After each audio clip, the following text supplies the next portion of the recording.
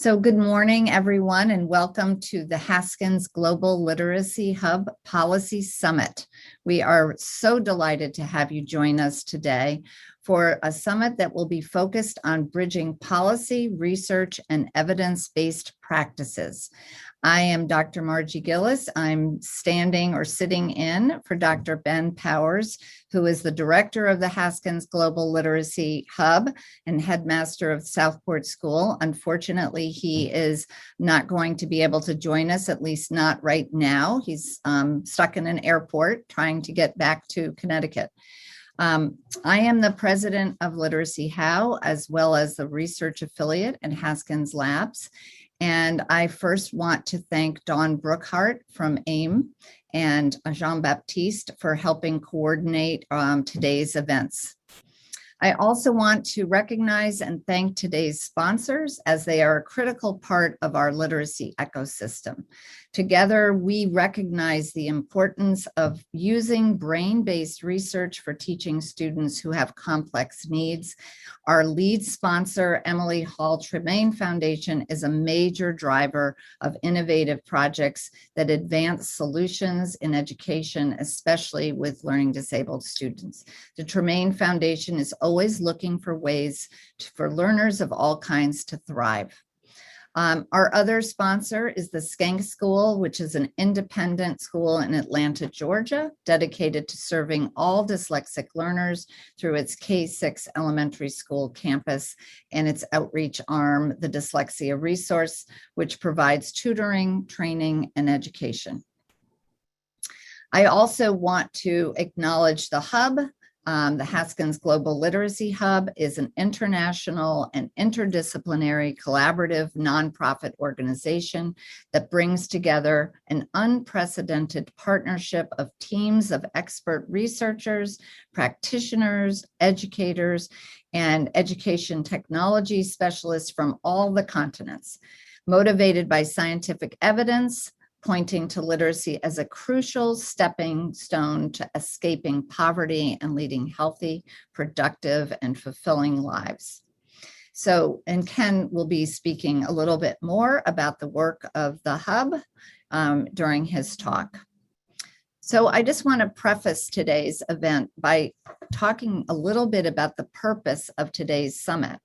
And as most of you know, but bears saying again, we have invited departments of education, and I believe we have 26 representatives, so a little over half of our states represented, and more that we're hoping to join, but because of other scheduling difficulties, we'll be able to join later by viewing the recording and hopefully joining one of our working groups. But the purpose really is to connect the state departments of education and people that are here today representing those departments with researchers who you will hear from today. And I feel very close and to this work because of my work in the state of Connecticut. And I know I have a shout out to a couple of people who are joining us today from the State Department. These partnerships are so critically important because we have different perspectives and different lenses on how literacy needs to be, impacted by our work. So in so doing and hearing from our speakers today and the work that they've done with state departments of ed in different states, we hope to inspire all of you to continue to do your good work in spite of the challenging times that we've faced in the last year and a half, and certainly will continue to face moving forward. But these partnerships will help us do our good work. And of course, I'll be cycling back with you at the end of today to talk more about what our next steps will be in terms of working together and the working groups and explaining what that will look like. So without further ado, I'd like to introduce our first speaker for the day, Dr. Kenneth Pugh, who is the president and director of research at Haskins Laboratories, dedicated to the investigation of the biological bases of language. Dr. Pugh is a cognitive neuroscientist and an experimental psychologist. His work focuses on the neural, behavioral, and cognitive development and underpinnings of reading and language development, with an emphasis on learning and plasticity in disabled readers. He was a pioneer in the discovery of brain activity associated with reading and reading disabilities. He is also part of the Scientific Advisory Board for the International Dyslexia Association, the Scientific Advisory Panel for Dyslexia International, and a member of the Board of Visitors for the Learning Research. So thank you, Dr. Pugh, for kicking us off today, and I know you'll enjoy hearing from him. First, I just want to add my thanks, Margie, and thanks to the organizers and the folks in the hub, JB and others, Dawn. Thanks to all the sponsors, and thanks to all of you for coming today. This is a great and exciting day for us at Haskins, because we really see this Haskins Global Literacy Hub as really crucial to our desire to link research and practice. And so I'm going to put my slides up. Let's see, make sure that it works. First, let's double check. Can everybody see my slides? Yes, perfect. So I'm going to launch into the materials. Now, what I was asked to focus on today primarily is to talk a little bit about the current state of research on the neural basis of language and reading development. We always do these especially from our own lens, the lens of our own laboratories to a degree. And I want to emphasize some research that we've been involved in on the sort of three big questions that have been really focal in this field. How does the brain develop literate language? And what does it rely upon? What does it relate to?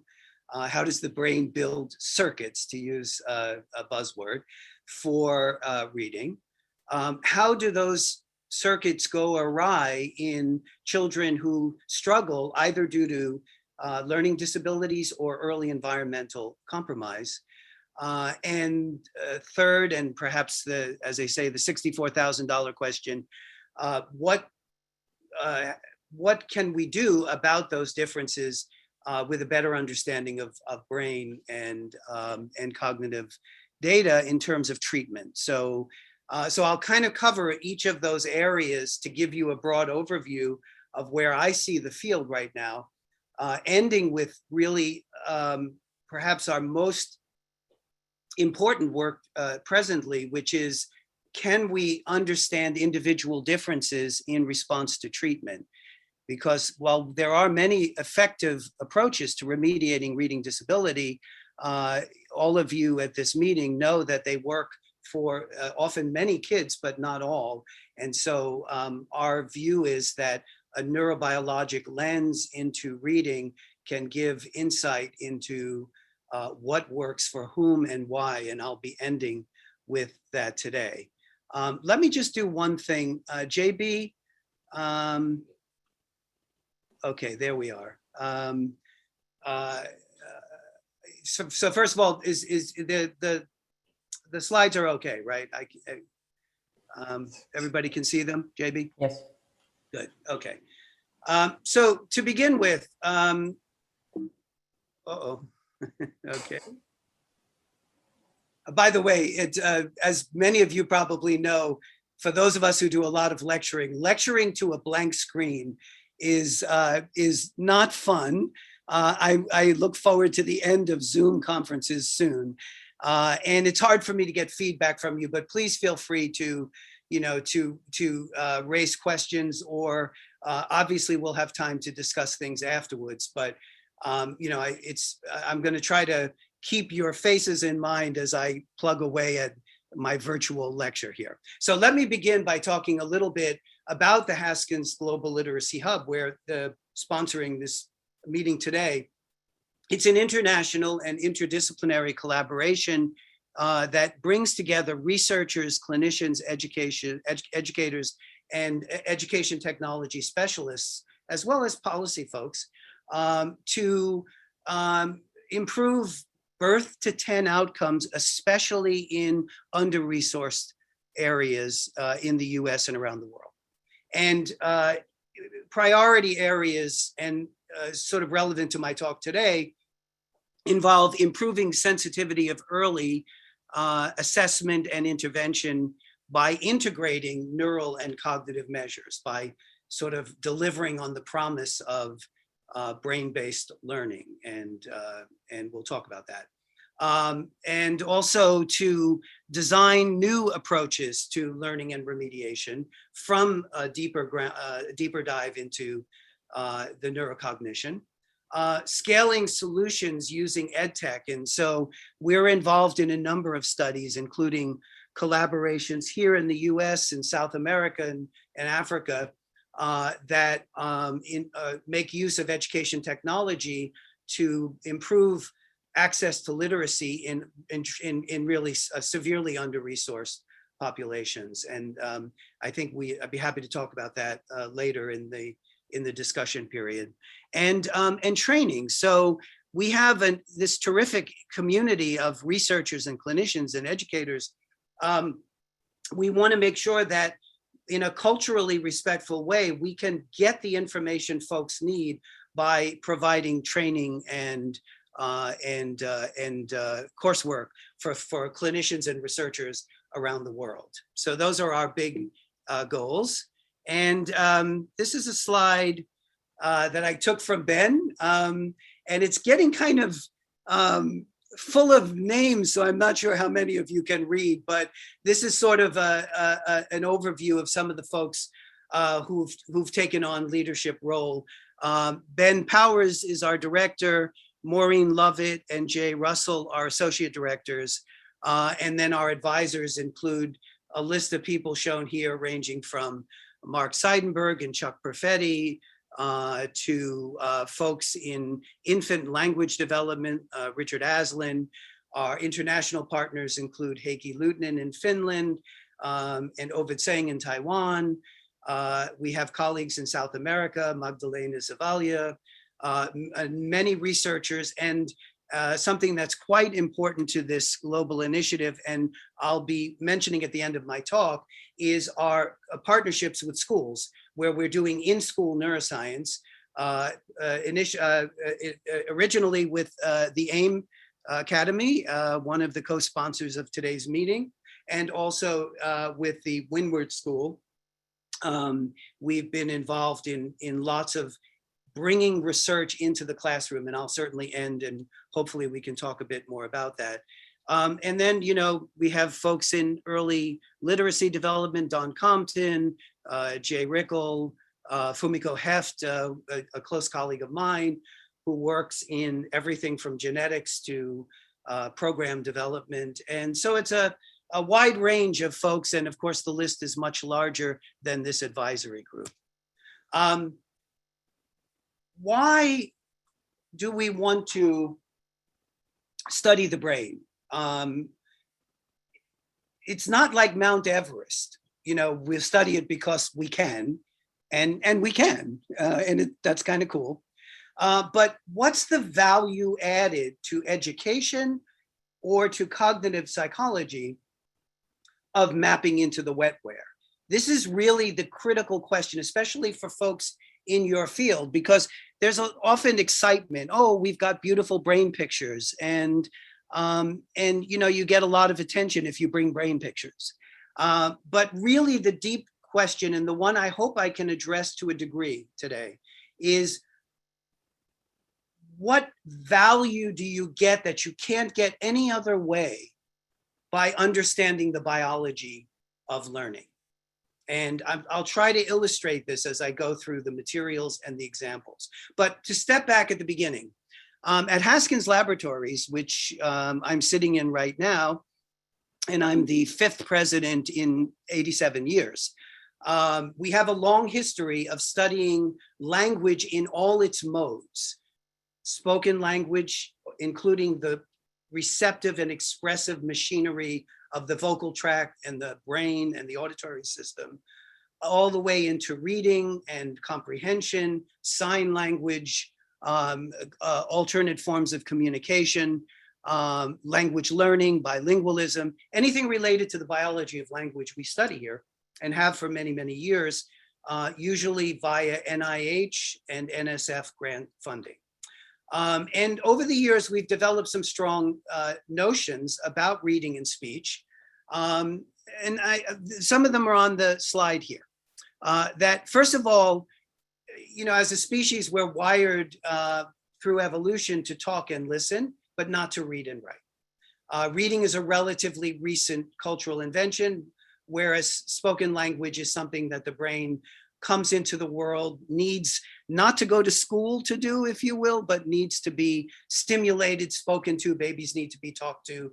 And a lot of these biologically instantiated systems will pick up statistical information from language environment and will pick up the ability to perceive and produce oral language. On the other hand, reading, as you all know in this meeting today, is something that requires good instruction, and significant numbers of children in all cultures will struggle with its mastery. And explicit, as I said, explicit instruction is essential. So from a neurobiological point of view, if you think about it, and it's been written about beautifully by Stan DeHaan, both in his books and in his research, that reading is in some sense an exercise in neuronal recycling. Now, what does this mean in English? What it means is that the brain has areas that are specialized, particularly in the left perisylvian cortex, that are specialized to produce and perceive language.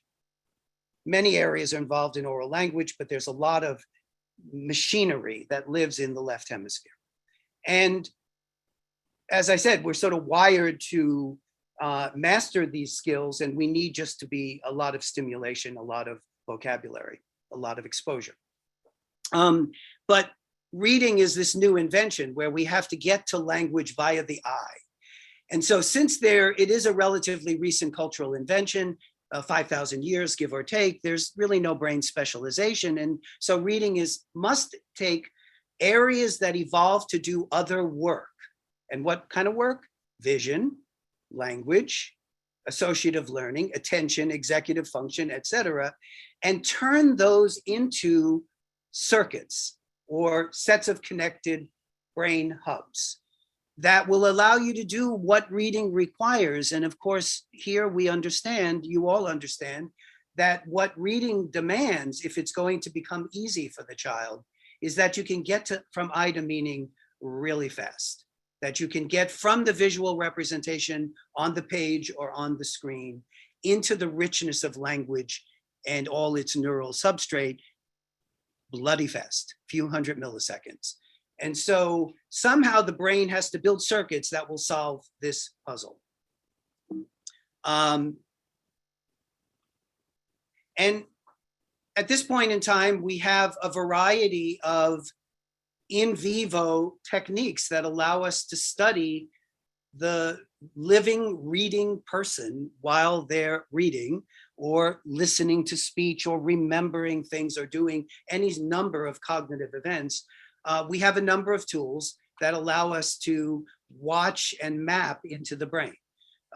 We do a lot of work, and I know Tim does as well, and I think he's presenting later today with fMRI, functional magnetic resonance imaging. This allows us to detect regions of the brain that are active in specific tasks. We also use structural MR in order to see the gray and white matter volume of the brain and how that relates to individual differences in reading. We use electrophysiological tools, as you see on the bottom, EEG, to measure the timing of brain activity, and a variety of other tools. But the question really comes back to why, especially for a summit like this. You have these amazing tools, you can map into the brain, but what's the value added for the psychologist or the educator?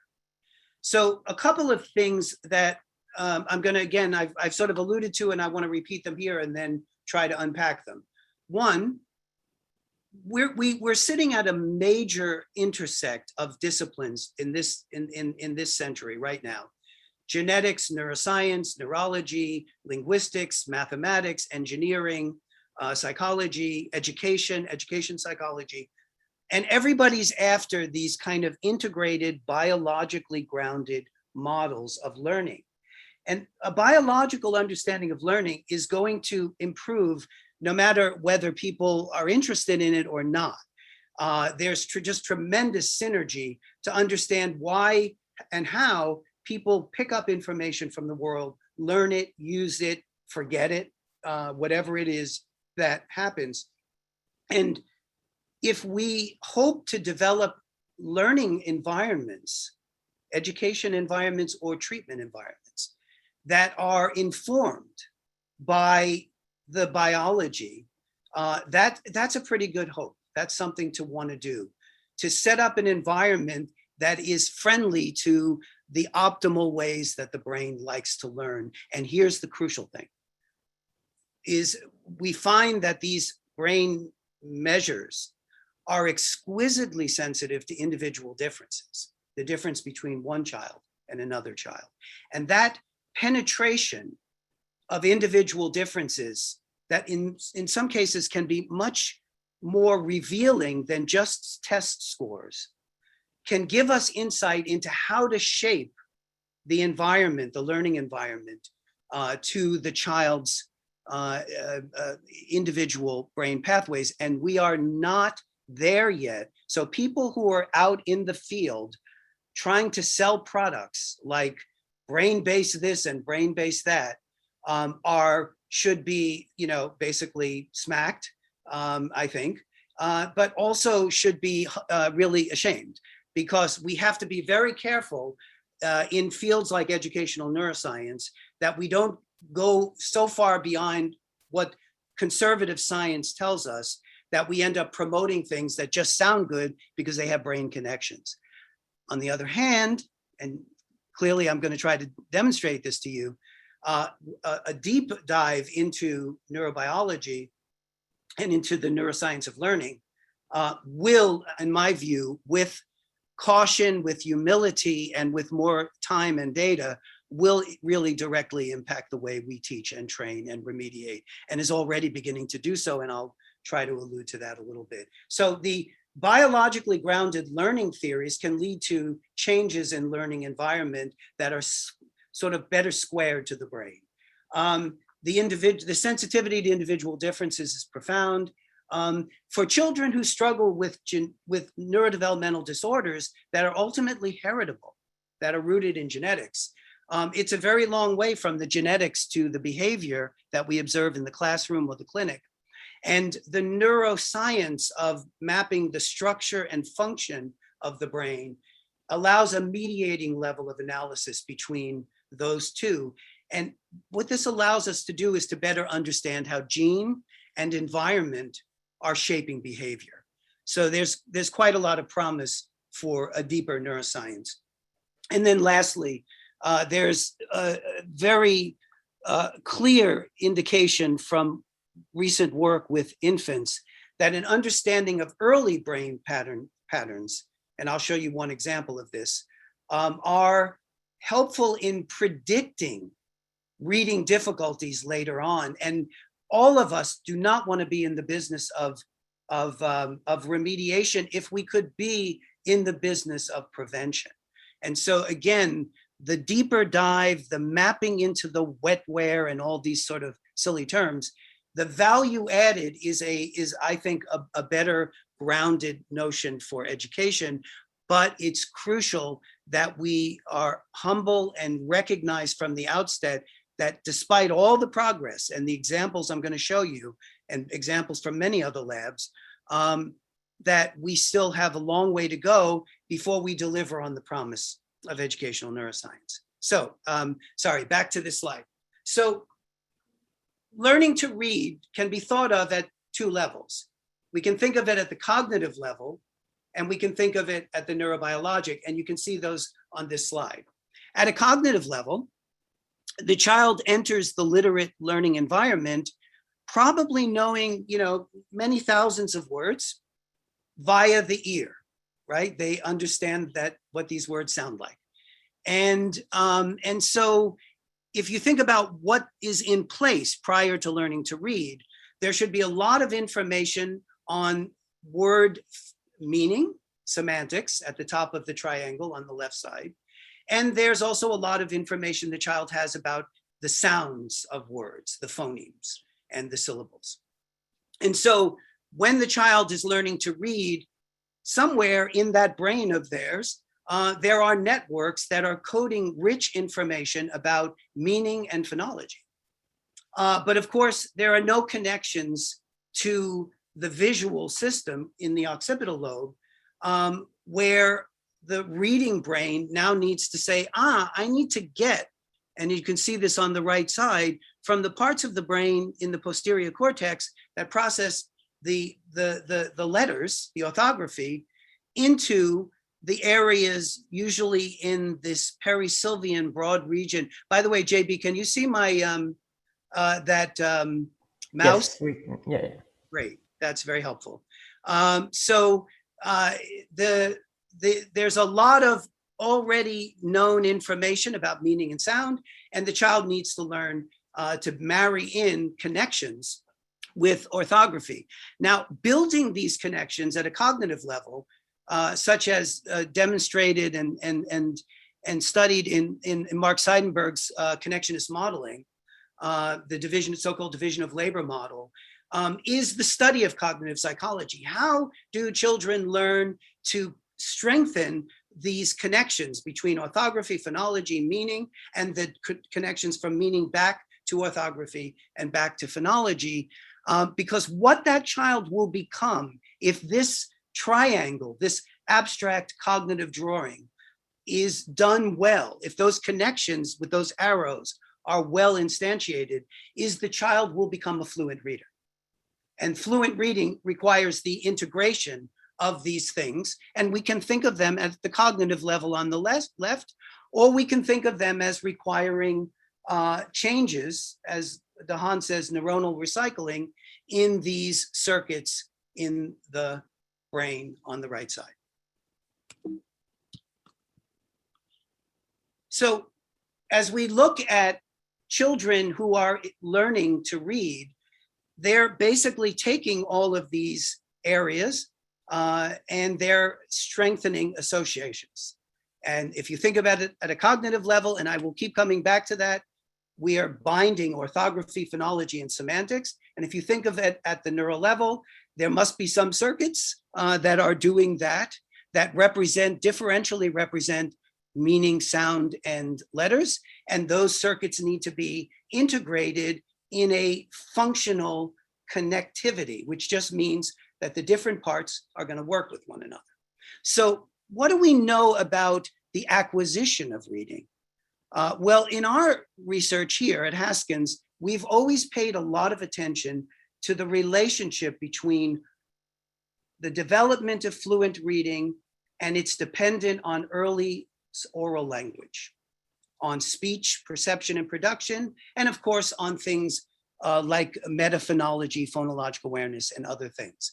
And our work in mapping the emerging reading circuit is, I think, illustrative of why understanding spoken language is crucial for understanding literacy, and why treatments that focus on strengthening oral written connections tend to be effective. So let me launch in here. So this is an fMRI study. This rendering, this 3D rendering here, is showing you the left hemisphere, and here is the frontal lobe, and there's the temporal lobe, and the parietal lobe, and the occipital lobe. And in this study, this is with skilled readers. This is not a clinical study. The subject in the scanner is doing one of two tasks. Either they're reading words and making a simple judgment, or they're listening to words and making a simple judgment. So we're looking at print versus speech. And if you look at the areas rendered here in red, these are in the auditory cortex. And in these regions, in the primary and secondary auditory cortex, there is a much stronger signal for what? spoken words or written words? Well, of course, spoken words, because this is where the auditory signal emerges into the brain. So we have tissue in the perisylvian cortex and the auditory cortex that likes spoken words, unsurprisingly. If we didn't find that, we'd quit the business and start something new. In the back of the head, if you can see in yellow on the far right, is the occipital lobe. And in this area shown in yellow responds uniquely to what? Printed words or spoken words? It responds uniquely to printed words because this is the visual cortex. But in a skilled reader, you can see shown in green here, a number of areas in the temporal lobe and in the parietal lobe, and especially in the inferior frontal cortex or so-called Broca's area. You see a lot of areas that in skilled readers are showing up as green. Now, folks, what green means here is simple. This tissue, if you're a literate brain, doesn't any longer care whether the word came to your eye or your ear, because these are the areas that integrate print and speech. And so Wernicke's area, the receptive language zones, and Broca's area, the expressive language zones, the angular gyrus, the supramarginal gyrus, this is all techno speak, and there's no need for you to remember all the names of these gyri. There's no quiz on this in the morning. But what I want you to get out of this is that we can see in skilled readers how becoming a skilled reader transforms a lot of the language brain into circuits that no longer care whether you read the word or you see the word and hear the word and process them equivalently. And this turns out to be essential for fluent reading development. So in the next slide, and I'm going to just go through this quickly, we began a study some years ago of children who we tracked from age 7 to age 10. And at age 6.5 to 7, they were emerging into literacy. They were learning to read. And we measured their brain. And of course, we measured their brain listening or reading words, as I've just shown you in that previous slide.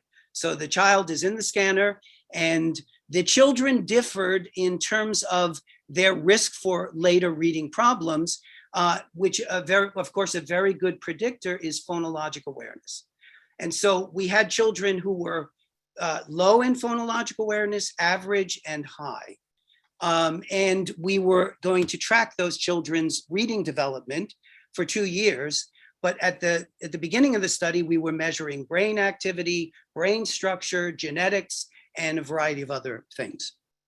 And so one of our first findings that kind of goes with this green stuff in here, in Wernicke's area, in the temporal lobe, was that, and these are now showing brain images in what's called an axial or a horizontal way. And all you need to know for these slides is that the left hemisphere is on the right side. It's kind of like you're looking from the bottom up. So you can see left hemisphere on right side. Now, in the superior temporal area, in that Wernicke's area, that speech and language area, what we found when the kids were 7 years old was that children who had better phonologic awareness versus children who had very low phonologic awareness and therefore were likely going to struggle with reading. We found that when looking at the brain activity of this language area to spoken language, there were, of course, whether you had good phonologic awareness or poor didn't matter too much, because this is an area of the brain that has evolved for spoken words. But what we could see even at age 7 was that children with poor phonologic awareness, difficulty saying the word cat without the first sound, these children were not able to activate the speech areas for printed words. They hadn't made those connections. But children who were better able to say the word cat without the first sound, to put it in a kind of a silly way, these children were already changing that speech cortex. They were already making this binding, this integration, or what we call an amodal representation, where now the reader can use the speech machinery to read.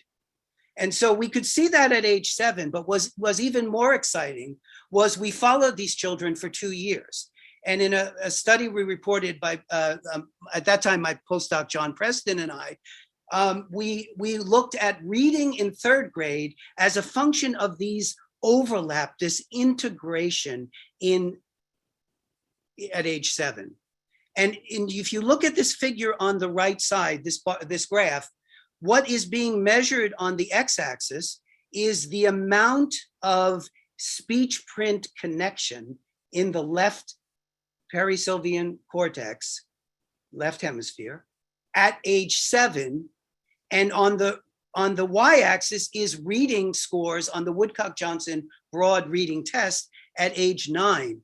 And I must tell you folks, not in research and not in brain research, to get this strong a relation between your brain activity and your connection of the two modalities, oral and print, at age 7, and your reading fluency and reading scores and even reading comprehension at 3rd grade was quite striking. This was a very strong predictor. And I won't bore you with all the technical statistical things, but this brain measure predicted reading above and beyond behavioral tests. And this is the crucial point, folks, that we are finding here that knowing what the brain was doing regarding connecting the two modes was predicting reading outcomes above and beyond what standardized testing could tell us. And that's the point of that first slide I gave, saying that mapping into the wetware can give us exquisite information that is not always available to behavioral testing. And I just want to illustrate it with this.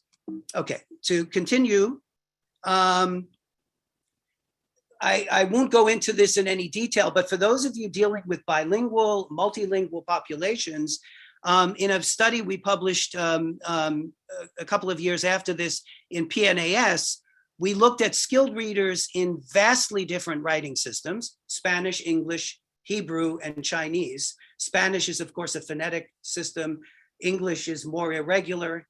Unvoweled Hebrew has, they read essentially the normal reading mode is without the vowels, so it's very opaque. And Chinese has phonetic semantic radicals. I'm sorry, folks, I'm a psycholinguist, I can't resist. But we basically we looked at this print and speech connection and asked the question, is that different in phonetic languages than in languages that are supposed to have very abstract phonology? And the answer in this PNAS study was, we didn't get a jot of difference. In all languages, this ability to take speech tissue and make it read, to put it in a kind of a colloquial way, seemed to be the key to skilled reading. So to summarize all of this, our studies indicate that a critical factor in discriminating skilled from less skilled readers is the degree of print speech integration in key left hemisphere regions. And knowing that provides insight into why certain kinds of learning that stress phonology, that stress oral print connections, make sense. It also, as you could see in that predicting 3rd grade reading from 1st grade brain, there is information in the brain that we cannot get with behavioral tests alone that is really exquisitely sensitive and useful, and hence worth considering as we try to marry neuroscience and education, but to do it with humility and with caution and conservatism. Very quickly, just to illustrate how one thing leads to another, given that the ability to take speech tissue that talks and listen, and make it read and write, if you will, is crucial for reading success. One question would be, if we're trying to predict children who are at risk for reading, even when they're too young to say the word cat without the first sound, it would seem logical that the intactness, the quality of their oral language machinery will be, in fact, a predictor of reading. And it might be an early biomarker. And so to illustrate this, and again, without really diving into the details, in another study we published in the journal Brain in 2015, we identified children from that longitudinal study who had been severely late talkers, on time, or even precocious talkers at age 2. Now, we can't see their brain at age 2 because they're now age 7. But what we found is that we did replicate a frequent report that children who were late talkers on average were struggling more with reading. Muy importante. Not every child who struggles with reading is a late talker, and not every struggling reader, how did I say that? Not every struggling reader is a late talker, and not every late talker will struggle with reading, okay? But there is a relationship.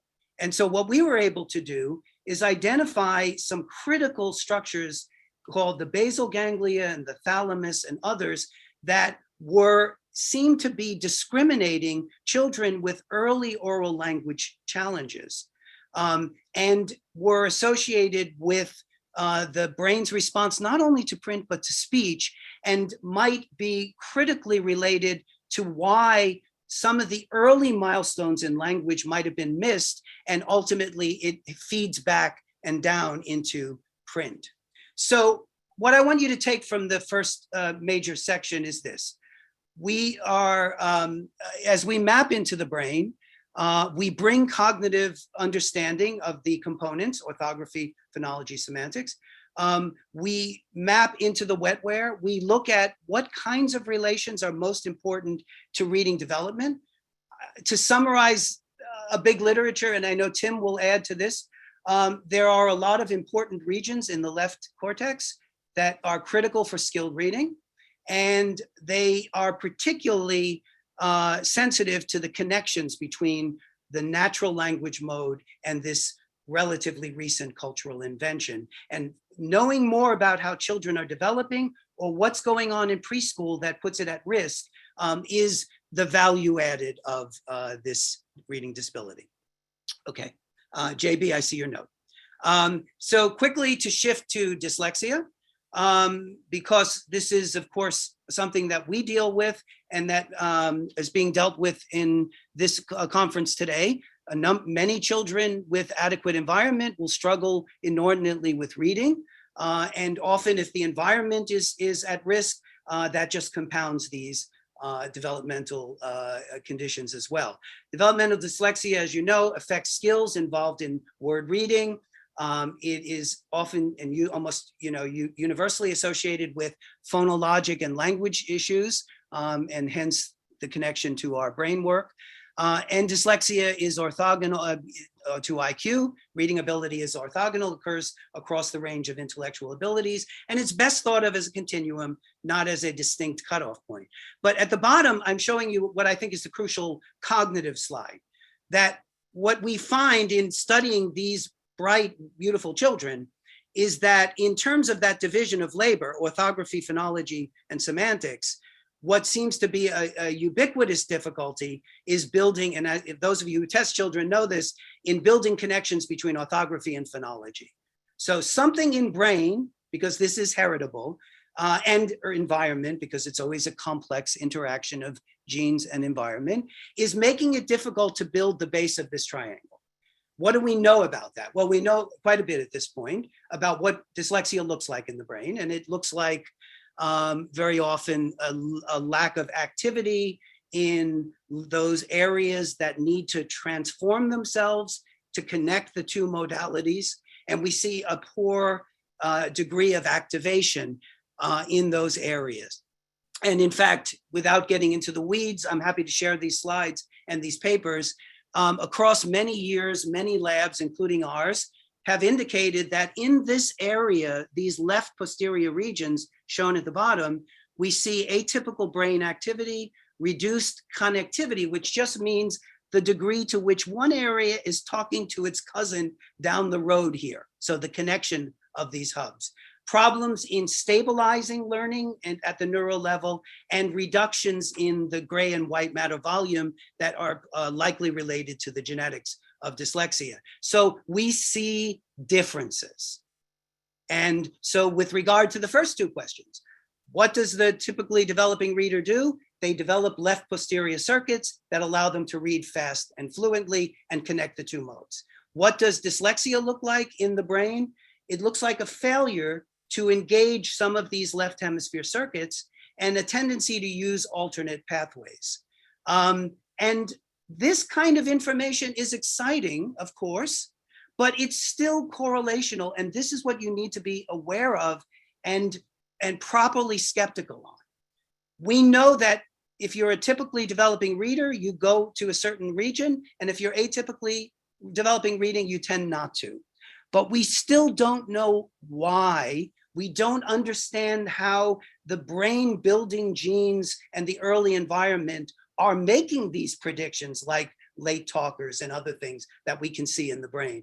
So what do we need as a field in order to help inform education? Well, labs like mine are involved in like pocket protector work that I have no time to go into today, measuring things like the neurochemistry of the brain, of neurotransmitters, the links between genetics and the brain's chemistry, its activity, its structure, and ultimately behavior. This is a grant that we're currently doing in between my lab and Fumiko Heft. And so what I want you to take from this one slide, which I usually go into in way too much detail for this kind of venue, is that we still don't have causal theories from brain imaging for the most part. There are some things that are emerging. And so it's important to be humble, saying, well, we understand that the dyslexic brain looks different, that the struggling or the emergent reader, even if they're typically developing, looks different than the older reader. And knowing that is important because it asks and sets up the questions, how at the level of genetics and chemistry and neuroplasticity, how does this happen? What produces it, and how do we address it? But there's a more sort of a straightforward thing, and I'll end my slides with this presentation. The $64,000 question, of course, is if the brain is different in TD and RD children, typical and reading disabled children, can we fix that by the appropriate cognitive, behavioral, educational interventions? And can we use the brain information to understand why treatment works better for some than for others?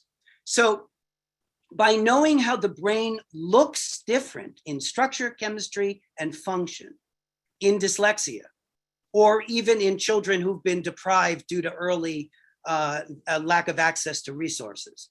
And that literature is quite similar, and I'd be happy to answer questions on that.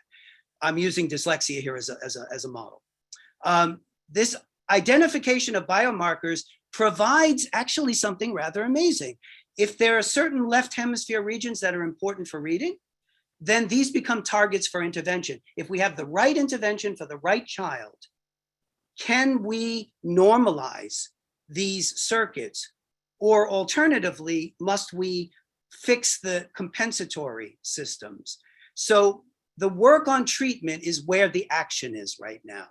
And so, for example, in our lab, years ago, we did some studies. On the left is a study we did tracking children across the age of 7 to 17 who were typically or atypically developing, NI, non-impaired, and dyslexic. So this is a big study. There were 174 children in this study. And what's being shown there is a correlation between brain activity and age. And the most important take home is that in the left posterior regions of the brain, I'm pointing to here, in typically developing readers, as they became better readers, they specialized these left posterior regions for fast reading.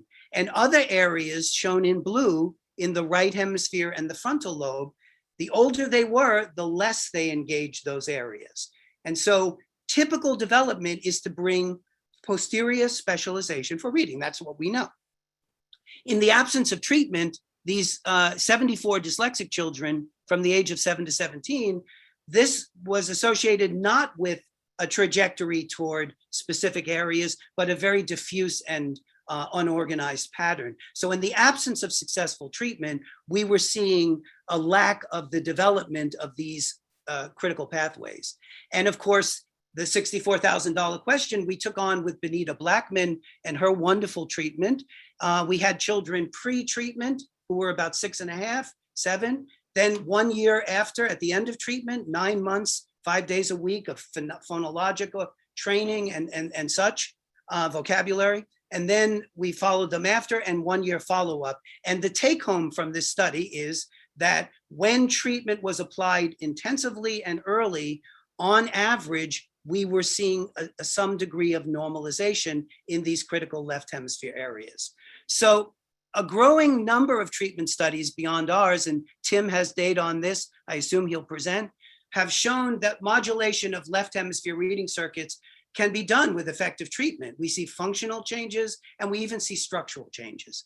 However, and this will be where I want to end, we must understand why some children do respond to treatment and others don't. And this is the true promise, I believe, of neuroscience in education, is understanding individual differences.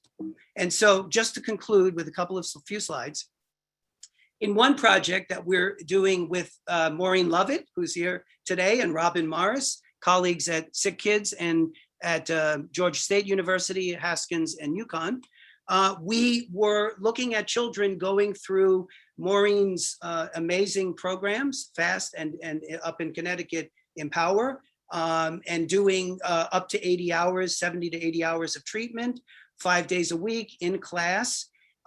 We know and expect that when treatment works, the brain will reveal some changes that are important about connections. But we wanted to see if we could use brain imaging before and after to understand why some kids respond to conventional treatment and others don't, even though they look identical on paper and pencil testing. And in a related project, also with Maureen's group and using Empower, we are doing a study and finishing in Connecticut where we have not only the imaging of the brain before and after, but what's kind of really cool here is we're able to scan the brain over the course of treatment to get more insight into how the treatment is working. And so the question again is about individual differences and treatment response. And lots of labs are working on this. So in a nutshell, in this slide, can we see how Empower, with its systematic and expanded phonics and vocabulary and word level training, whether this is associated with the connecting of print and speech? And so if we look at the data from the children, this is from the Atlanta study, on average, we see in the left perisylvian cortex that the treatment is having a nice effect on brain activity. That is a good thing. But of course, this study is not about on average. It's about understanding variation, the children who don't respond. And so what we've been able to see thus far from these studies is that, for example, in some children who respond better or worse to this conventional treatment, there's a pre-activity in brain in some of the attention areas in the right hemisphere that seems to predict treatment response. And in another area, we see better responsiveness associated with, as children are undergoing week after week of treatment, we see a shift in activity to the left hemisphere that seems to be associated with degree of response. And what's shown here is the greater the shift into the left hemisphere over the course of 80 hours, the greater the gains in reading. So this is kind of where things move. Now, because of the time and because as usual, I'm going a bit over, I'm not going to be able to cover this last section, but I want to just give you a take home on this. We've been looking at cognitive tests that are sensitive to whether children are relying more on effective orthography phonology to meaning, or whether they're relying on less effective orthography and sort of semantic imageability effects. This is something in dyslexia. We see a certain number of kids tend to read without the phonologic mapping and rely more on visual semantics. And so what we found in the studies of my amazing colleague, Noam Siegelman, is that children who rely prior to treatment more on creating the orthography phonology connections are, even amongst struggling readers, are doing better. And children who rely more on visual semantics in reading are doing poorly. And here's the cool and just about to be published in press finding, when we look at those measures, whether the child relies too much on imageability and the word's semantics, or more on its phonologic form, that individual difference directly predicts treatment gains.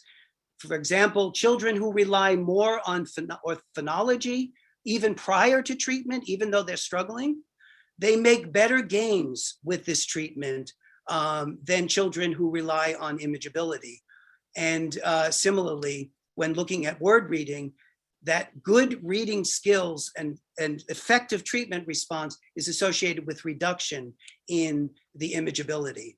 So the focus on individual differences, these are my conclusions, guys, and I think I'm only 3 minutes over. The focus on individual differences, both at the brain level, which I've tried to give you this quick probe on, and I'm happy to share all this information, is important because it's not merely on how children read words, but which pathways they use, which component processes they use. And this gives us really exquisite insight into how to understand why any two children are not exactly the same, to put it in a silly way, why the richness, the heterogeneity that we see in a classroom or a clinic is related to these systematic differences in neural pathways and in cognitive utilization. And so this new individual difference-based approach, we believe, has great promise in the field. And I want to end with this slide. So you're going to be talking a lot today about the ways in which research and practice can come together. And one of the most exciting things that I alluded to in my first slide, and I'm going to end with this slide here, as part of the Haskins Global Literacy Hub, and an amazing partnership with AIM Academy and Wynn School, we have brought brain imaging, EEG, and other tools into the schools, and working with true bi-directional partnerships, learning from the teachers learning from the researchers, trying to actually track children undergoing realistic educational experiences to try to get the question, what works for whom and why? We're happy to go into details on this. Many of us at the table today are involved in these in-school models. It is not expensive. Of course, we're not talking about bringing an MRI machine into all of your districts, but rather the MRI teaches us about the mechanism and about the pathways. But once we understand those better, and the fact that some ways a brain can build itself are associated with responsiveness to certain kinds of learning more than others, the more we can begin to really deliver on the promise of educational neuroscience, which it does not yet dare claim, that we can inform the classroom from the brain. Right now, the brain research 20 years in is still figuring out the relationships, the correlations, but we're getting closer to allowing the understanding of the biology of learning to inform the teaching and the organization of both curriculum and intervention. Thank you for your attention. Thank you, Dr. Pugh, for laying the groundwork in the neuroscience for today's summit and for making the case for us to be proactive through prevention rather than reactive from a remedial approach. We understand that many of you will have questions from Dr. Pugh's presentation as well as others, and that is why we have set aside time today for a Q&A session later. I'm Dawn Brookhart. I'm the Associate Director of AIM Institute for Learning and Research, and it is my distinct pleasure to be able to introduce the rest of today's speakers. We understand that in order to translate the research into evidence-based practice, we must equip our teachers with the knowledge in the science of reading through high-quality professional development with the ultimate goal of increasing student outcomes.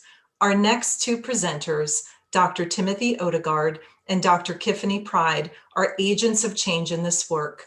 Their collaborative work speaks to the power of creating an ecosystem of literacy that is built from investing in teacher knowledge and implementing policy at the state level. Dr. Timothy Odegard is a professor of psychology and holds the Catherine Davis Murphy Chair of Excellence in Dyslexic Studies at Middle Tennessee State University. He leads the efforts of the Tennessee Center for the Study and Treatment of Dyslexia. He also serves as editor-in-chief of Annals of Dyslexia. In addition to being a research scientist, Tim is a trained reading therapist. Tim's co-presenter, Dr. Kiffany Pride, currently serves as the Assistant Commissioner of Learning Services for Arkansas's Division of Elementary and Secondary Education. She has also worked as the Director of Curriculum and Assessment and RISE Assessor for the Reading Initiative for Student Excellence. With 26 years of experience in education, Dr. Pride is dedicated to providing leadership, support, and service to stakeholders to ensure graduates are prepared for college or career. Please join me in welcoming Dr. Timothy Odegard and Dr. Kiffany Pride. Thank you so much for that introduction. So as JB, can you see my screen? Yes, perfect. And you can hear me, obviously. Perfect. So I want to set up a context for this. This is going to be a two-part, a double hitter, if you will, where I'm going to present first to provide context to talk about what we've been striving to do collaboratively with a slightly different type at a different level of a research practice collaborative, really. It started because of a longstanding commitment to my home state of Arkansas and to the children and teachers and parents in that state. Behind the scenes, people from across the country reach out and ask me for like informal guidance and help with different types of policies and procedures. They take some of my thoughts, they discard some of them as well. What this culminated in with Arkansas was an ability for my center to support the state by doing a collaborative research project on the RISE initiative and to do kind of a massive data sharing that's going to provide you with context. What we strived to do was to set up a mutually beneficial relationship. Yes, we have been publishing to share with the research community results and findings that have emerged from this. But most importantly, what we've done is we provided a way to contextualize and show what's happening in the state through a different kind of independent lens in council with a working group that has been going on for 3 or 4 years now. So that working group then meets regularly. We share back what we're seeing. We get their reactions. We get what their questions are, and we go back, and that gauges what we do. It's done out of respect and mutual understanding that we do not publish or share anything that's not accepted. So when I was told that this was being recorded, I said, well, if the state of Arkansas is fine with it, that's fine. I will be showing you in press as well as in production types of data today. So, but that's not the most important thing for me. It's that the state is comfortable with us sharing this. So partly I would like to thank Kiffany, the Commissioner of Education in Arkansas, and the rest of the team there for their willingness to be humble and show what we're learning from this, because it doesn't paint always a rosy picture of these efforts. And those of you on this call know that that's sometimes hard to be vulnerable in that way, to open up and share candidly what we're learning as we try to do this hard work together as a community, which is the whole point of this, which is we wanted to get all of you together so that you could start learning and sharing in kind of a safe space. And then there could be partnerships that could go all the way down to putting brain recording devices in schools, all the way up to doing what I would consider more from my training background after I transitioned away from cognitive psych and neuroscience and more epidemiology. Part of my training was as a professor at a med school in Dallas, and I worked directly under a former CDC epidemiologist who came to the med school to lead internal medicine. So part of several large-scale studies that we were doing for this gene, brain, behavior, connection, and other things led me to understand that there's a larger way of thinking about data and trying to understand. So the first part is going to be set context, and I'll use the data from this partnership. I'll then bring in some of those things that we've learned through the knowledge base of the science that can inform how we might address some of these challenges that data that you are well aware of in your own states and across the nation are highlighting. Then I'm going to highlight some of what we found was happening with knowledge, the RISE initiative in Arkansas, and how that predicted student learning outcomes in the classroom. And then I'm going to hand that over to my dear colleague, Dr. Kiffany Pride, and she's going to take you through the journey and the narrative of what Arkansas has done to try to rise up and overcome these challenges that we in this call are all too familiar with. Because you all know the NAEP data, right? You know that all students in our nation struggle to read. You know that the kids without a disability do a little bit better on the NAEP, and that students with disability do miserably on it. Those of us who struggle due to some type of a disability do not do well on these types of tests. You also know some other numbers. You know that 14% of students in U.S. public schools receive services through special education. Maybe you actually have gone and done the math to know that 5% of students in U.S. public schools receive services through special education based on some type of a specific learning disability. And you probably have been made aware that reading disability is the most prevalent of the learning disabilities. However, 31% of U.S. students, when I aggregated across 4th, 8th, and 12th grade, score below basic on the NAEP reading test in 2019. What we have is a systemic issue, not an issue with children and their genetics. Now, we need to know more about the basic science of how we can intervene and learn from those individuals as how we can intervene and do better. But what we have is a systemic crisis that those of you on the call are stepping up to do the hard work to address. So thank you for being here today, and thank you for your willingness to do this hard work. And I'm not here to preach or lecture to you because you know these numbers better than anybody else in the world. But let's return to get context. Of all students, 66% are not proficient or above on the NAEP. 88% of students with disabilities are not proficient or above on the NAEP. And when we break this down to different demographics, you know all too well that African Americans, and I don't put this in here, but Native Americans as well, are the worst performing and the most disenfranchised when it comes to receiving quality education in our schools and responding well to that. You can also see that Hispanics are also an underperforming group. Now we're here to talk about Arkansas. So again, let's set the context locally to that state so that we can help to context what we're generally talking about. So I'm going to put in now the NAEP data specifically from Arkansas, and then I'm going to contextualize that within the state's high-stake reading test in the 4th grade. And you can see that Arkansas's NAEP scores are the same as what we see across the nation. And you'll see that on their state reading test, the kids are doing a little bit better. But still, the majority of kids in the state are unable to pass the high-stakes reading test. Just going to reposition something real quick. Sorry, guys. So we know that the majority of students are not proficient readers.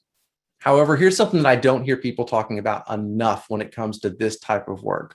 These data that we always point to as researchers, as practitioners, as policymakers, as advocates who are parents, are from Test of Reading Comprehension 1, which is not the totality of literacy, which is reading and writing for 2, and is also not directly addressing the most fundamental of things, which is most kids who struggle to read struggle with print skills. And these children have also received 4 to 5 years of public education. What's been going on up until here? Where is our information to guide and contextualize our efforts? Which led us to wonder in Arkansas, what deficits are present in K through 2 before students take the high skill stakes test at the end of 3rd grade? Did we already see these kids? Could we have already been intervening with these kids? And what does it tell us about our efforts to try to rise up and overcome these challenges? So part of what we have in Arkansas, which is very unique, not totally unique, I know that others on the call probably have this, is a state data system.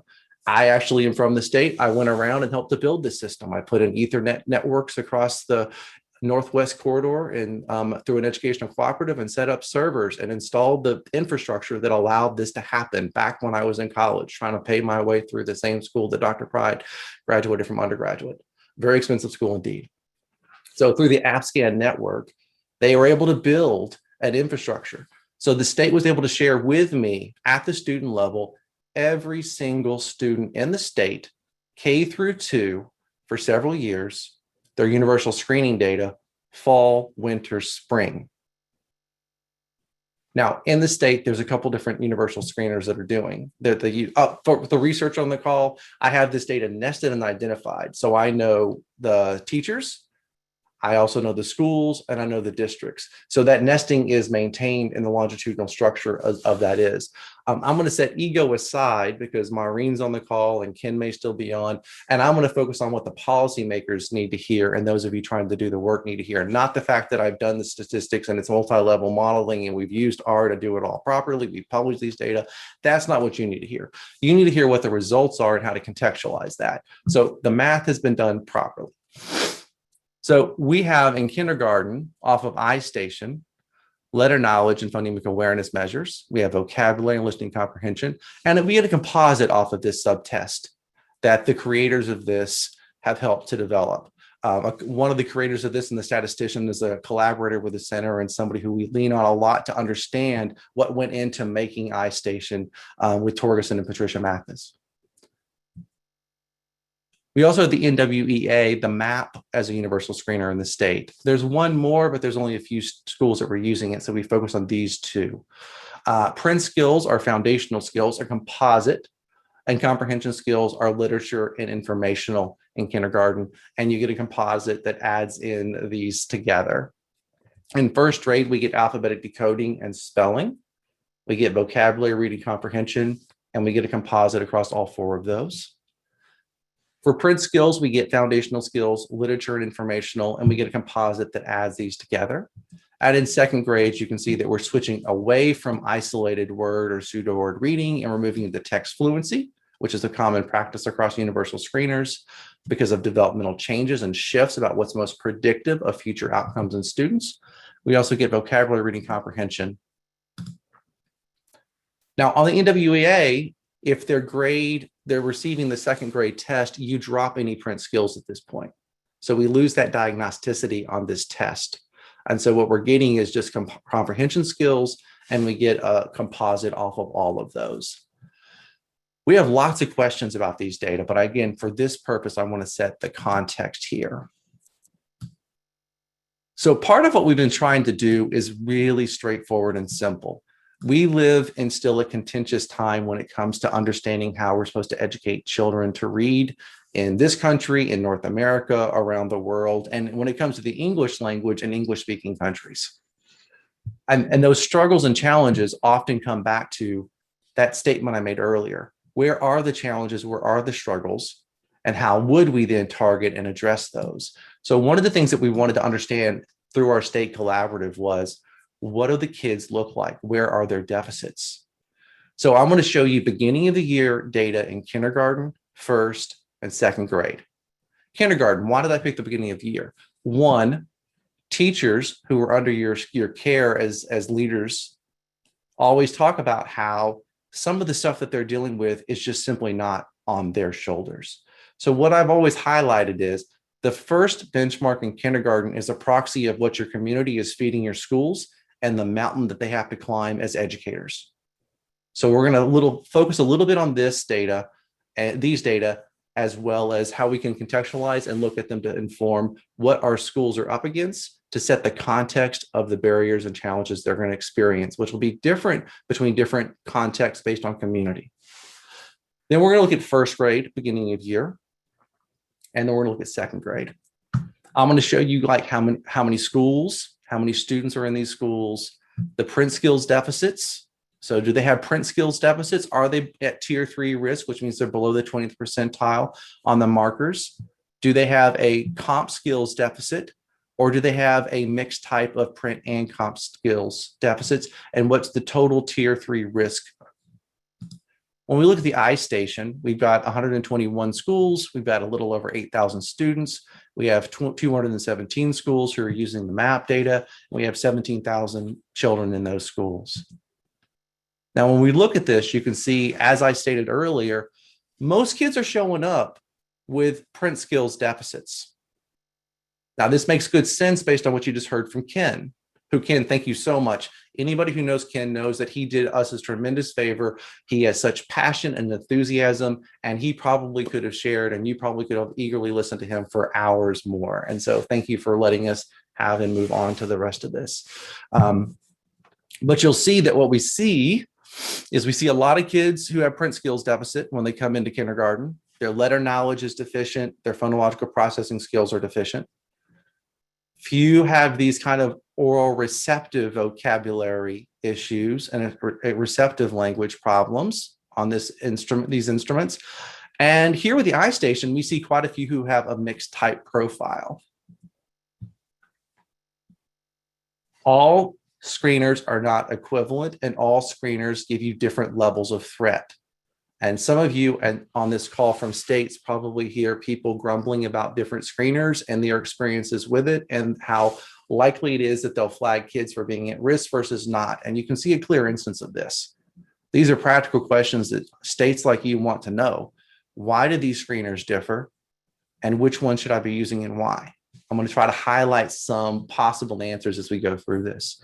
But you'll see that 63% of the kids in these iStation schools, which are not different demographically than these MAP schools, are at a tier 3 risk on day 1 of kindergarten. That's what the community is feeding the teachers in your schools. That is not on the teachers. That's not their fault.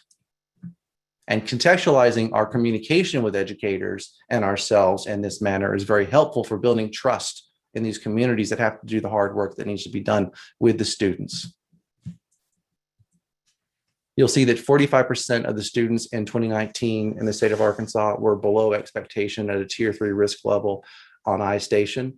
And again, the predominance of them have either a print skill or a print skill and comp deficit, and 31% on the NWEA. And then by the time we get to the second graders in 2019 in this cohort, you can see that 58% were below expectations on iStation in the iStation schools and 39 here.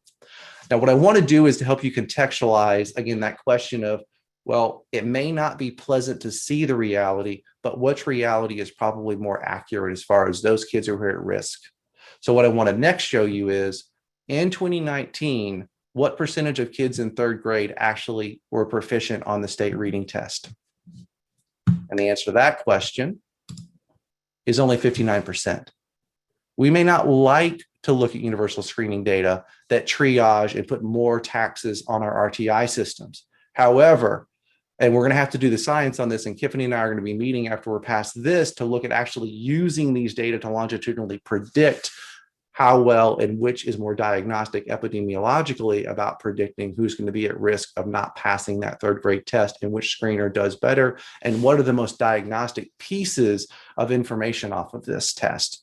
That's hard work that has to be done to answer this question.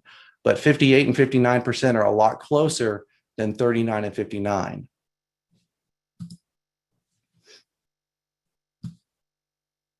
Now, what I want to do next is, again, on this idea of there's different contexts in different schools.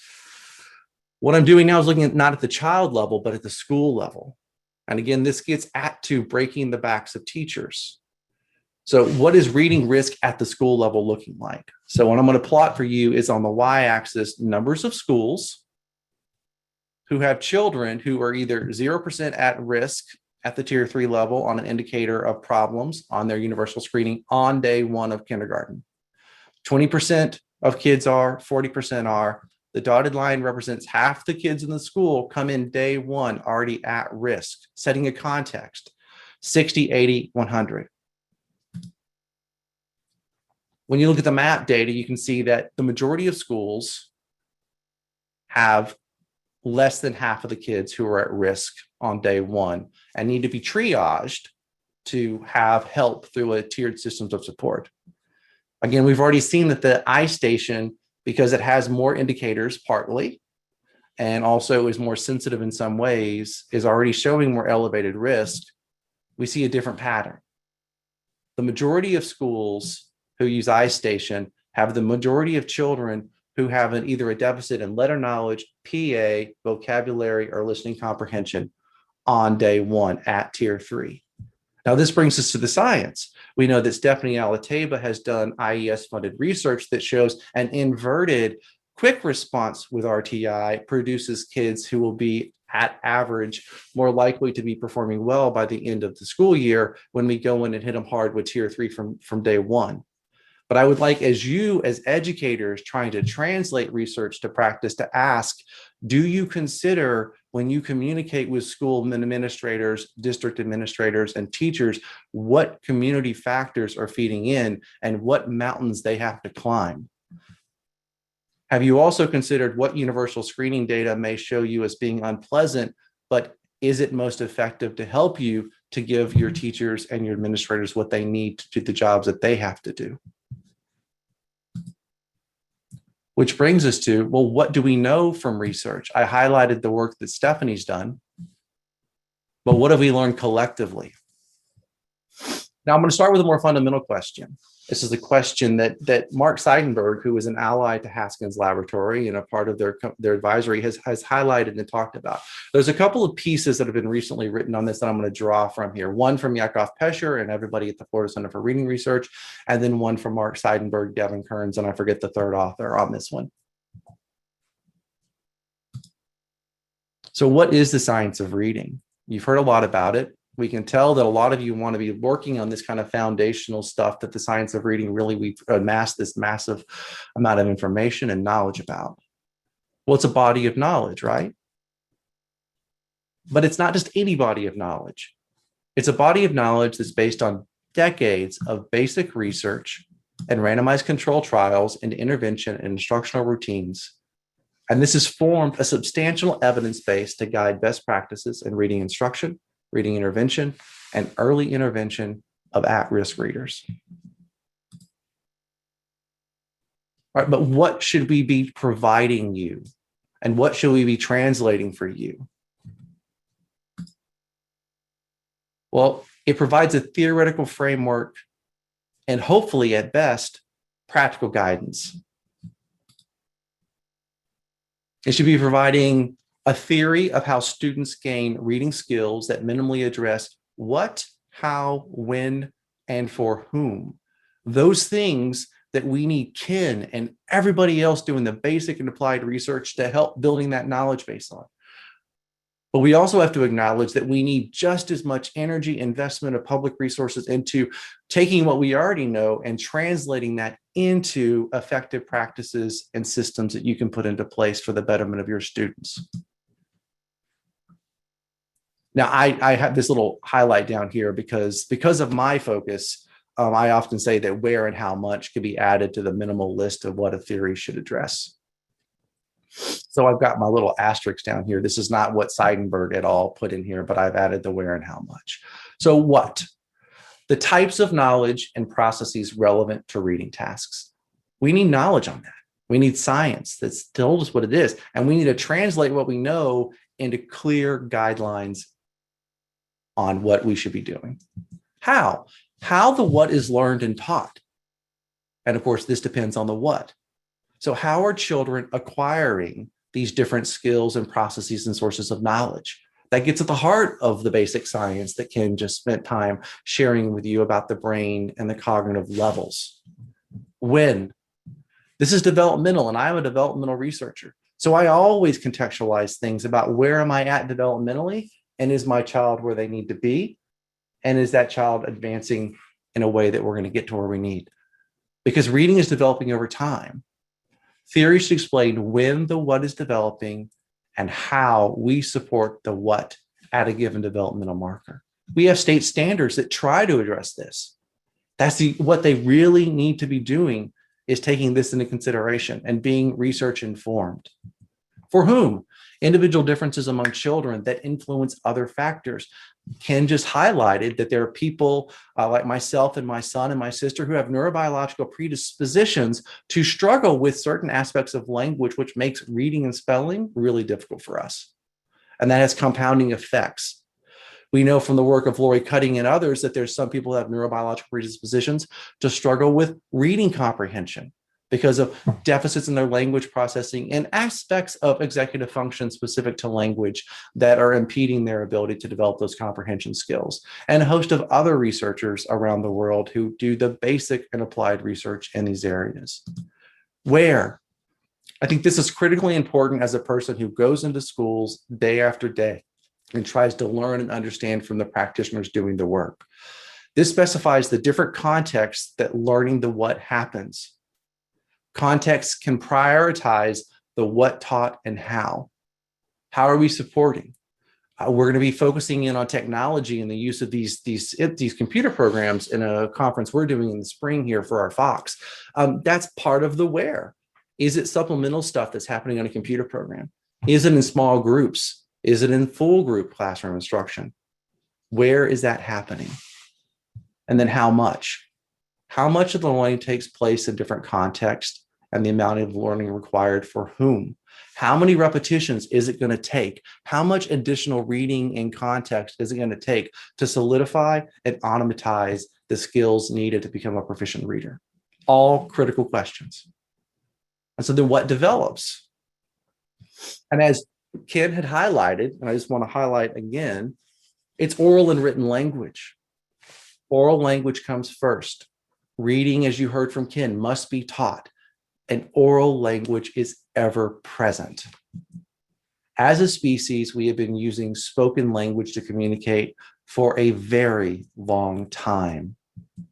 Highly integrated brain regions, highlighted by Ken, forming networks have evolved to allow for oral language.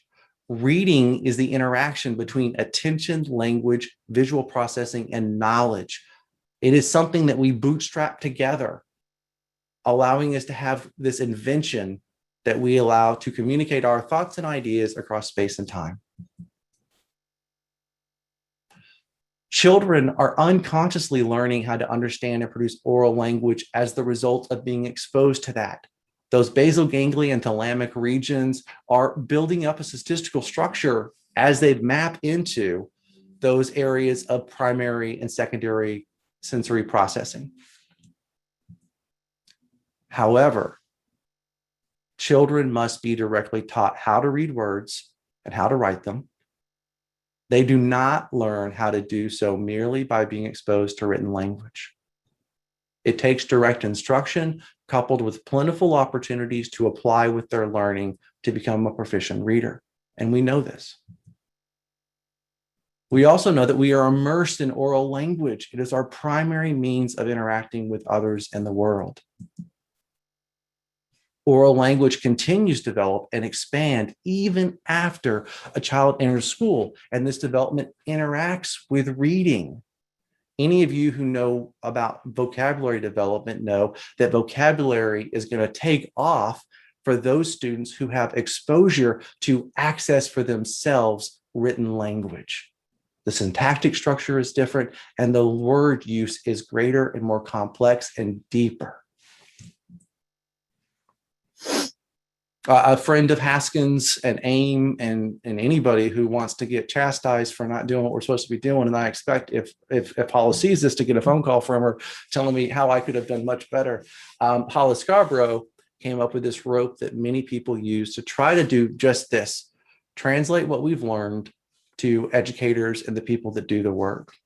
And she divided this rope up into the language comprehension and the word recognition. She highlighted that what we've amassed when she put this together is this kind of a graphical organizer to help explain what we've learned. We know that we need background knowledge. We know that we need a deep and broad vocabulary. We know that we must understand language structures and we put words together to form text. We must have verbal reasoning, allowing us to make inferences and go beyond the text and build and integrate what we're reading on the page with what we have in our background knowledge. And we need literacy knowledge as well. We also must have those emergent literacy skills that feed into word recognition, the ability to actually read the words on the page.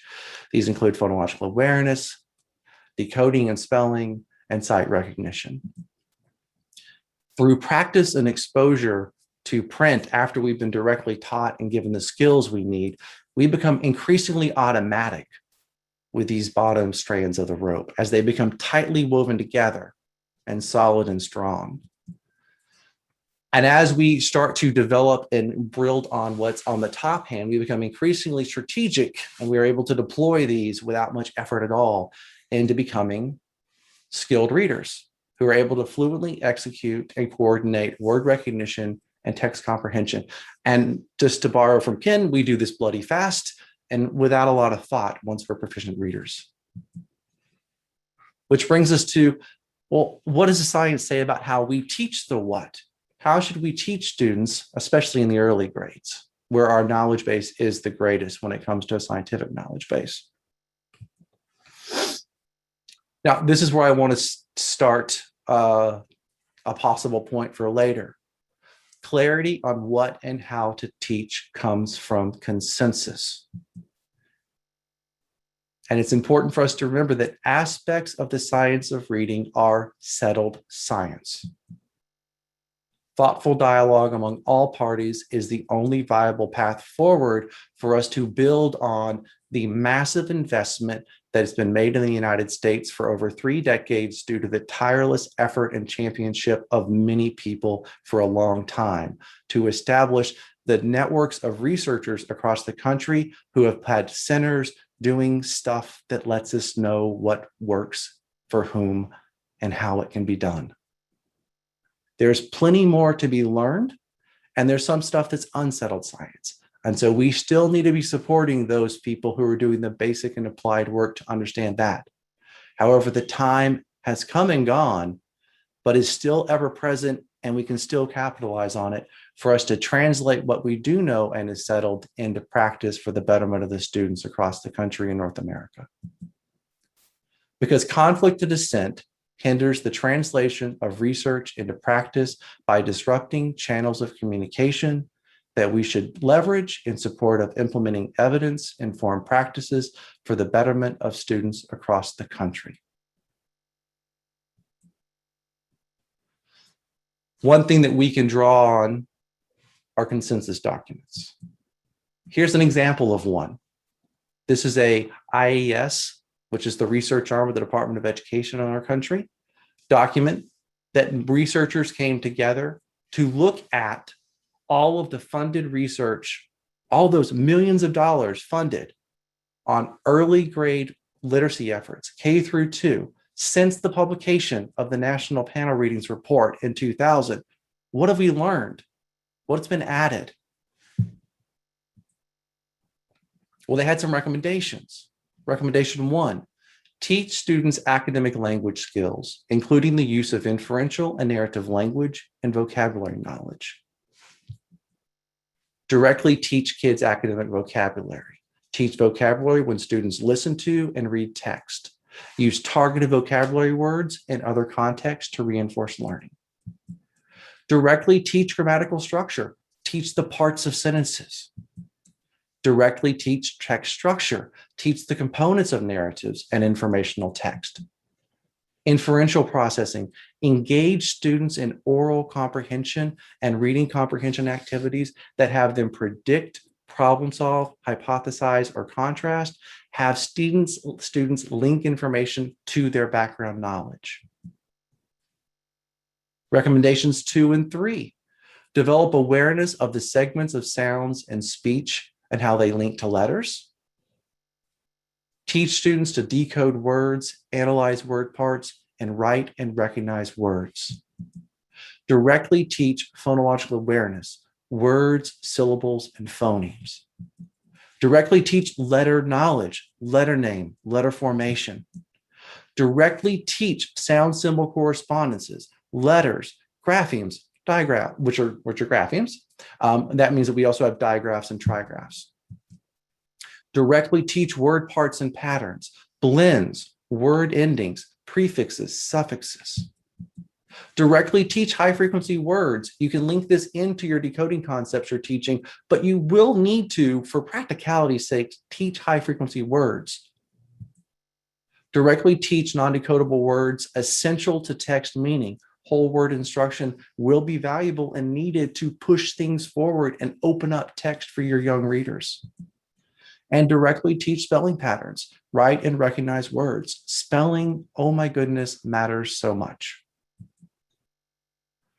Recommendation 4, ensure that each student reads connected text every day to support reading accuracy, fluency, and comprehension. Oral reading with teacher support, choral reading, echo reading, simultaneous reading. Repeated readings, a student reads the same text multiple times with supervision to support mastery. Wide reading experiences, a student reads many different texts and teachers support accurate reading and scaffolds the application of decoding skills to read decodable texts and words. Comprehension monitoring. When students are reading connected text, use this opportunity to ask comprehension questions to support them in extracting knowledge, making inferences, connecting to their background knowledge, and most importantly, reading comprehension, which all of those skills support. And most importantly, like the unspoken but directly written in this practice guide, the activities recommended in the guide should be part of an integrated approach to foundational reading instruction. Direct quote. This isn't novel, this isn't new, this isn't proprietary. We've been saying for a long time as a research community that this is not supposed to be siloed, and our guidance documents from the IES state this explicitly. For example, as soon as students can decode simple words, recommendation number 3, they should have opportunities to practice reading new and familiar words or parts of words in connected text, recommended number 4. So then what does this look like? Well, you see people like myself giving you these schematics.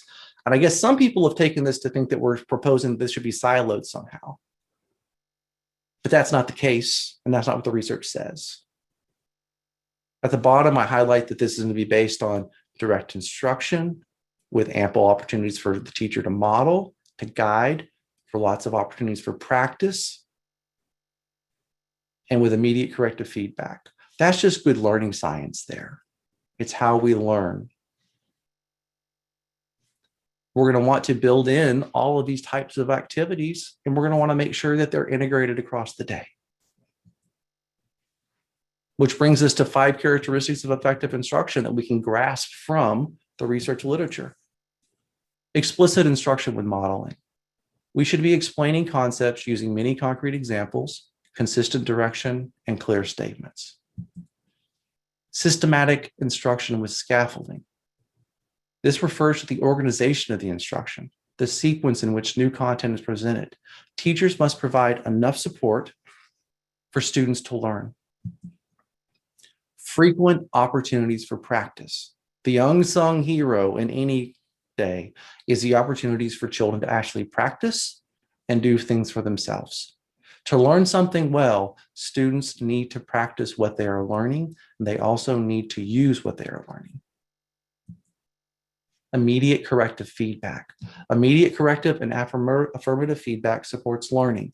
Focus on the process of what students are doing and avoid making it about who they are. Ongoing progress monitoring. It is crucial that teachers determine when a student is struggling to learn, what is being taught, and provide instructional support as needed.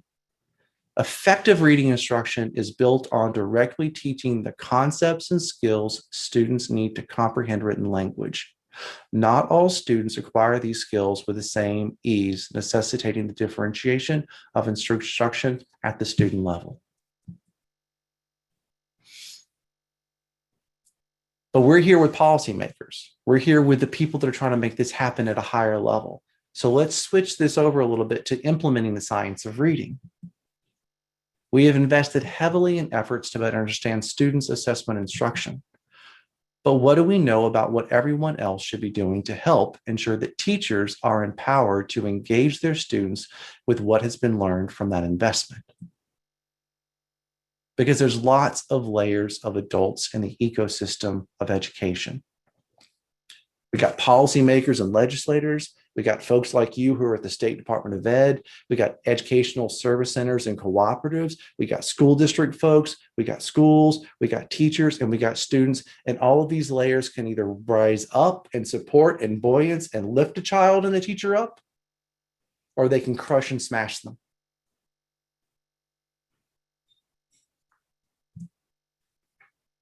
So who are the people in each layer? Do you know these things?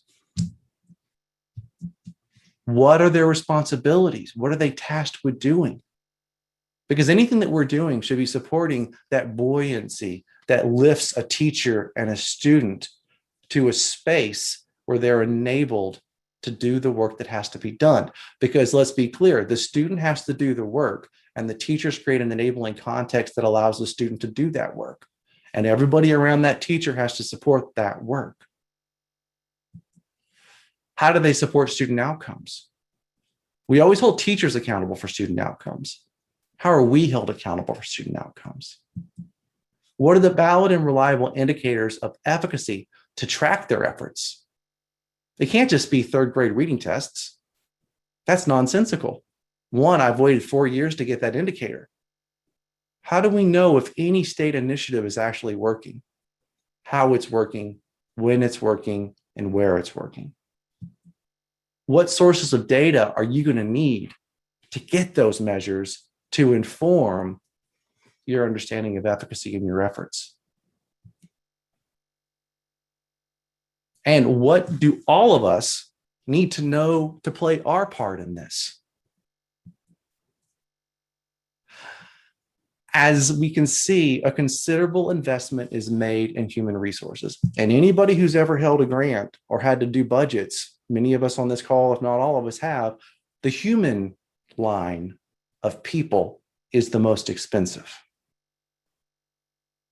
So I would suggest that for practicality's sakes and monetary and fiscal responsibility, we need to more fully understand how to use these resources of humans to support teachers and students in the classroom. And that's research that's not been done. One of the ways that the state of Arkansas and several other states have thought that they could do this is by elevating and rising above through educator knowledge efforts and practice. So this is one form of investment in trying to make this happen. Now, when I talk on this topic, because in the research community, this is highly controversial, and there's people who don't believe that educator knowledge really should matter that much. However, if we take a step back and think about cognitive science, and we also think about reading comprehension and language comprehension, knowledge is the foundation that supports understanding. This basic principle applies to students striving to comprehend written language, and nobody argues with that. I'm just making the simple statement and hypothesis that it also applies to adults striving to understand how they support learning in the classroom. Because how do we have knowledge? How do we have understanding without knowledge? So what is educator knowledge, especially in the area of reading? Well, we can think about it in forms of like, what areas of knowledge do they have? Word reading. We've often been measuring phonological sensitivity, sound symbol correspondence knowledge, spelling patterns, and morphology in the research literature. To some extent, but less so, we also look at vocabulary knowledge, sentence structure, text structure, inference making, and background knowledge of educators. We look at academic content knowledge. Can they define phonological awareness? Can they count the number of phonemes in a word? Do they know the sounds that correspond to each of the vowels in the English orthography? Do they know common spelling patterns? Do they know their inflectional and derivational morphemes, for example, or even what those mean? There's also pedagogical content knowledge. Educators use their academic content knowledge to make decisions about instruction and or to analyze students' performance in word reading and comprehension to make informed decisions and differentiate instruction.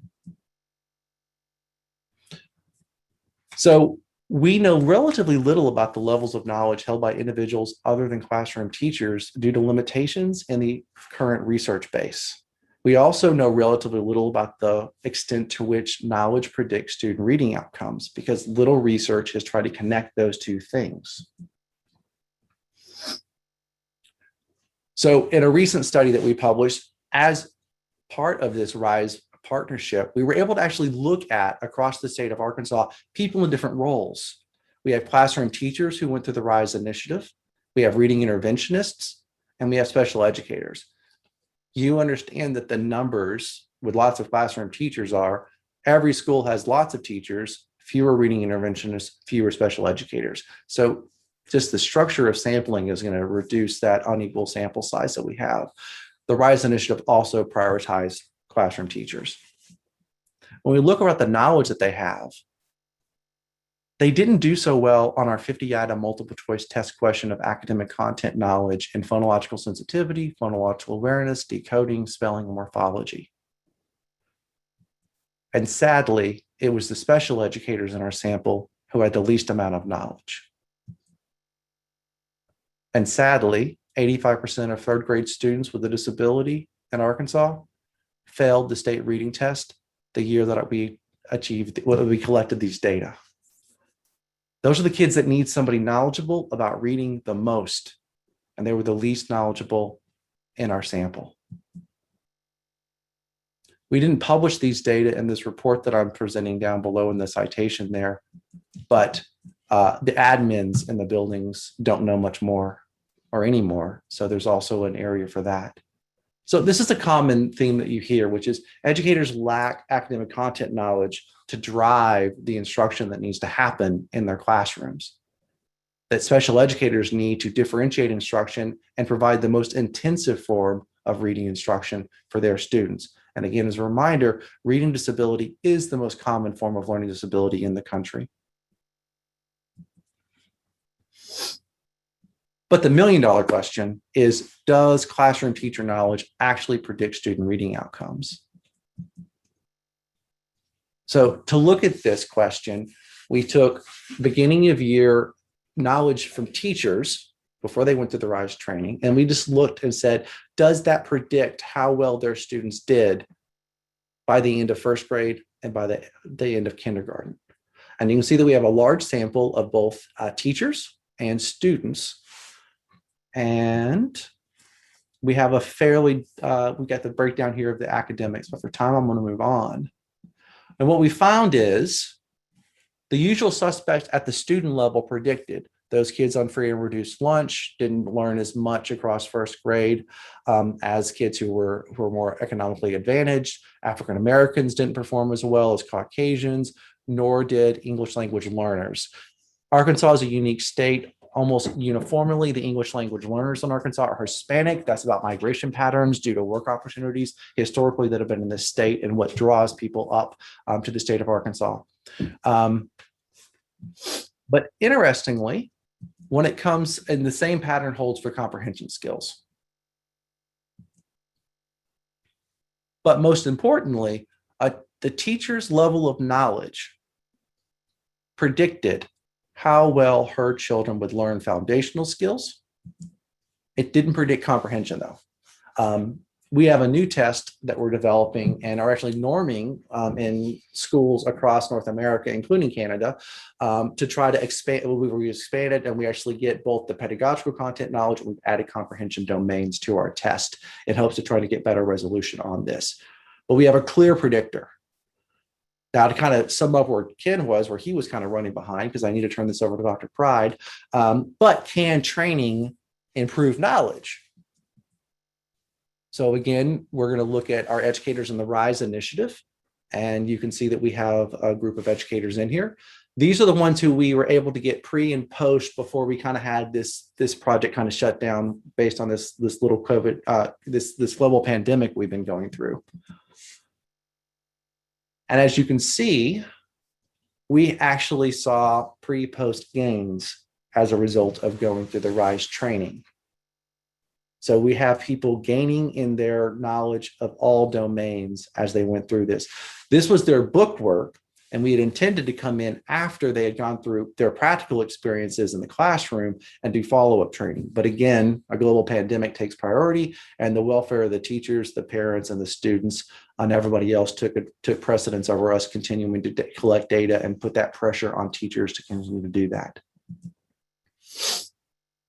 So we go back to, that's my timer. We go back to these types of knowledge. We've demonstrated that we can increase this academic content knowledge through the RISE training. We demonstrated that this academic knowledge and these domains predicted how much students learned in the foundational skills in kindergarten and first grade, knowledge held by their teachers. And we still know relatively little about these other domains. And we're trying to now develop collaboratively with AIM and others, this national, well, not just nationally normed, but normed across all of North America instrument that allow us to do this and provide an implementation tools to folks like yourselves to look at the work and one measure of efficacy of, are you rising that knowledge? So here's a little bit of what we're learning from that normative study that we're doing across North America right now. We are starting now to ask self-perceptions. A lot of this research is based off of qualitative work where we ask people, did you learn something?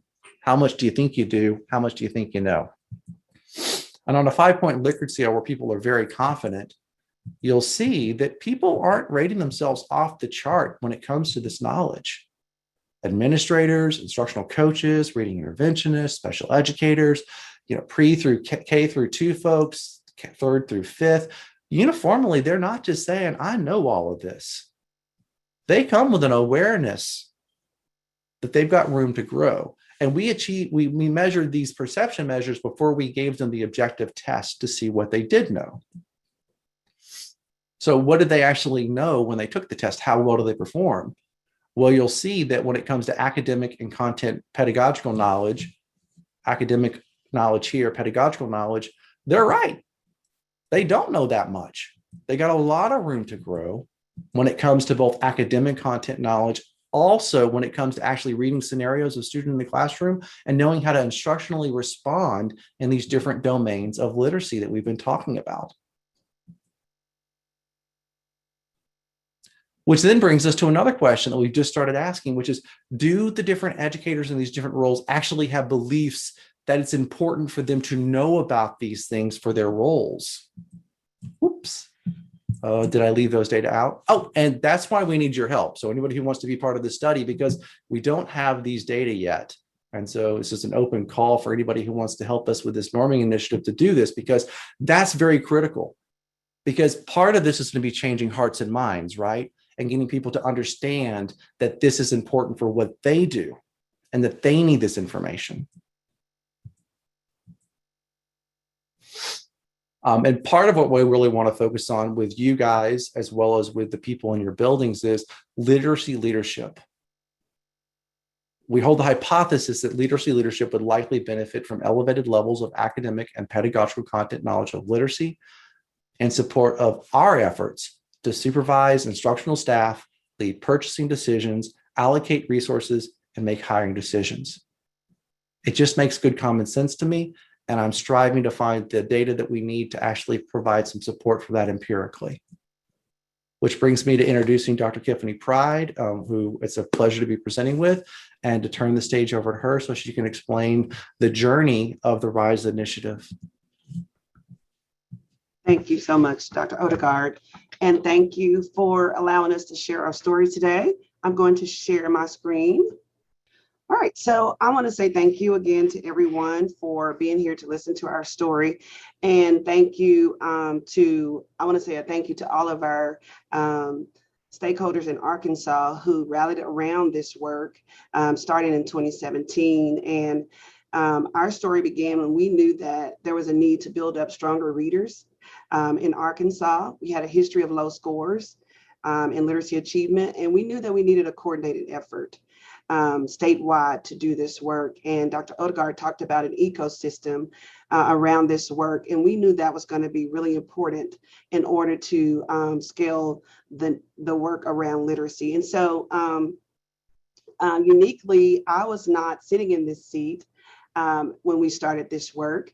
I was in a school district as a program administrator, but I was in the first cohort of trainers. So I have two viewpoints on this, one from a district point of view, and then one from the state level in different roles too. So uniquely, I've been in this journey in different roles, and I'm appreciative of all of the work our Secretary of Education, Secretary Key has done around this work, as well as our Deputy Superintendent, Stacey Smith. She was sitting here when they started this initiative. And we have a RISE regional team that is awesome. I know Vicki King's on today. She works with dyslexia and she's done lots of work around this too. So I would be remiss not to mention them at the beginning of this iteration of our story. And again, as I said, we had low scores. We knew we needed a coordinated effort around this work. Just a second.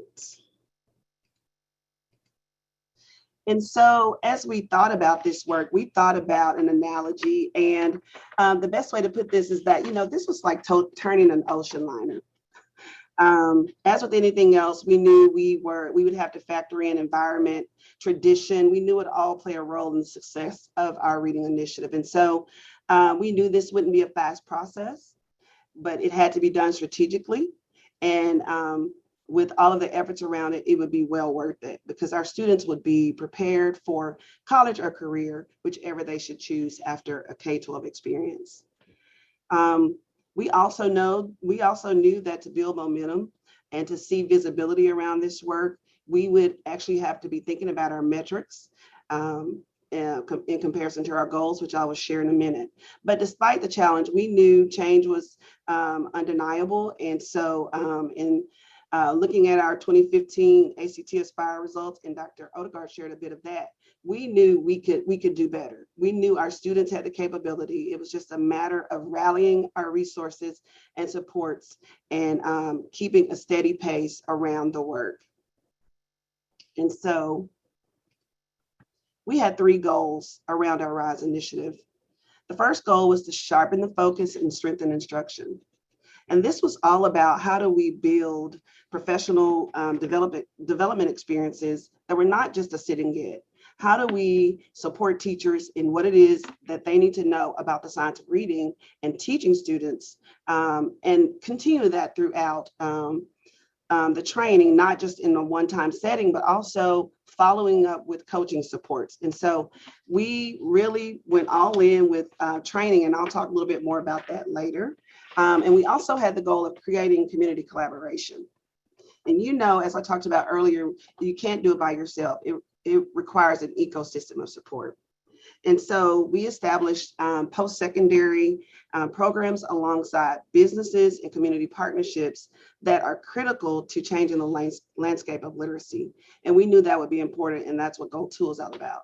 And then our third goal is around building a culture of reading, encouraging our school districts and our community groups to plan local reading campaigns to promote the culture of reading within the state and to provide access to books in the home. And so these were our 3 goals, and we've been on a steady pace to actualize those goals for our students. And so we've had many milestones to show us that we are still moving along, trying to reach those goals. Since the launch of the initiative, we've scaled our work. We've 5 years later done some tremendous things that we think have moved the work forward. Most importantly, we can see the progress is visible. If you see here, and I'll talk about these a little bit individually, we started in 2017, and each year we've really tried to do something to scale the work to make sure that we're keeping the pace to meet our 3 goals. So one thing I would say that really supported this effort was the legislation around our RISE initiative. Arkansas legislators passed Act 1063, also known as the Right to Read Act in Arkansas. And this legislation was focused on the need for systemic and explicit reading instruction in the early grades and just reinforcement of those practices in high school grades, as well as providing support and intervention techniques for our struggling students. Act 1063 also led educators to be properly trained in the science of reading, teachers in K-6 core content areas of English, science, math, and social studies, and teachers in K-12 special education must show proficiency in the science of reading based on this legislation. And that was at first targeted for the 21-22 school year. But as you know, the pandemic has caused us to have a few delays in terms of training just because of the threat to health. But we've continued to move along, and that deadline has been extended until the 2023 school year, excuse me. So I would say despite the pandemic, we've continued to move forward. The legislative support really helps us with this effort.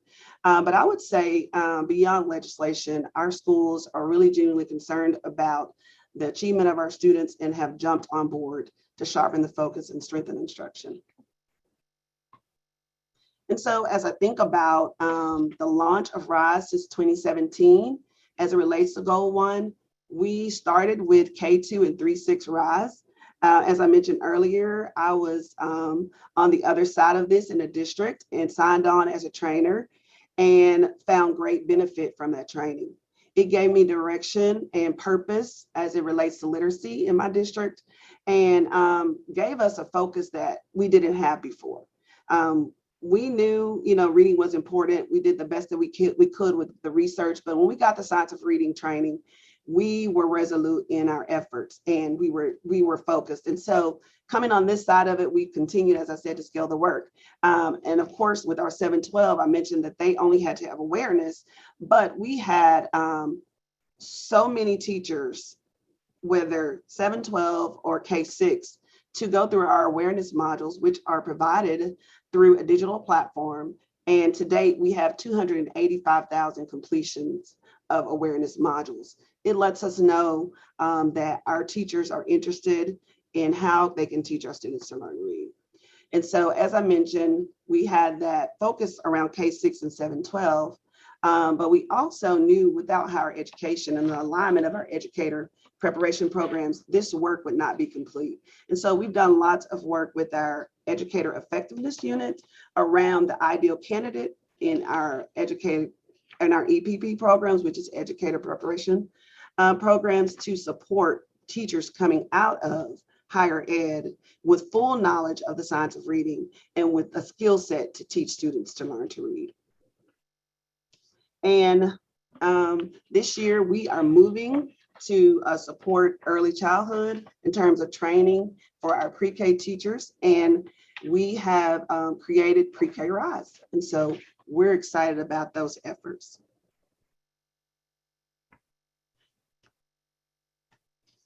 And so I'll just reiterate here about the ecosystem of support. We know this work is not possible without the collaboration of multiple stakeholders.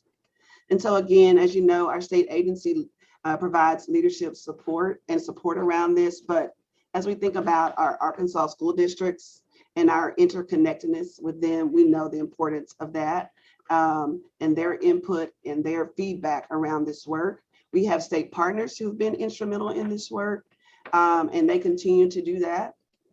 We have our, again, EPP programs, our regional cooperatives. We have 15 regional cooperatives who have been instrumental in this work. They help to train, they help to build awareness, and they partner with us whenever we engage them. So we're really grateful for that support and interconnectedness. And then we also have, I don't know if it's showing up there, our national partners and our national consultants like Dr. Odegard, who have been very instrumental in this work. And so RISE Arkansas still continues. We're still moving our ocean liner in the right direction at a steady pace. And we are continually focused on our 3 goals. Just to share a little bit more about the training aspect of the RISE initiative, since the summer of 2017, we have 200 specialists trained as trainer of trainers. And then we have approximately 7,500 teachers who have completed that training module. And keep in mind, this training is not just, again, one session. There's six sessions over 2 years. And that's followed up with coaching support from our regional coaches, from our state specialists. So there's lots of work that goes into this process. And we still have approximately about 1,200 in the process. And as we get teachers who enter into the K-6 grade level, into K-12 special ed, in any of those areas that are directly related to reading instruction, they are part of this training or some pathway as it relates to the science of reading. And then we also have, we also scaled that work in 3-6 to have 240 specialists trained as trainer of trainers, with approximately 8,000 of those completed teachers completing the training in 3-6, and we have about 2,200 still in the process. And again, as you know, the pandemic slowed us down a bit, and so we do have a totally digital pathway by which training can occur. To scale the work and to support those completers, we also have some supplemental professional development, some sort of standalone modules and trainings for K through 6, and you see that there, and we are continuing to build that, I would say, platform or bank of trainings that are available to our schools.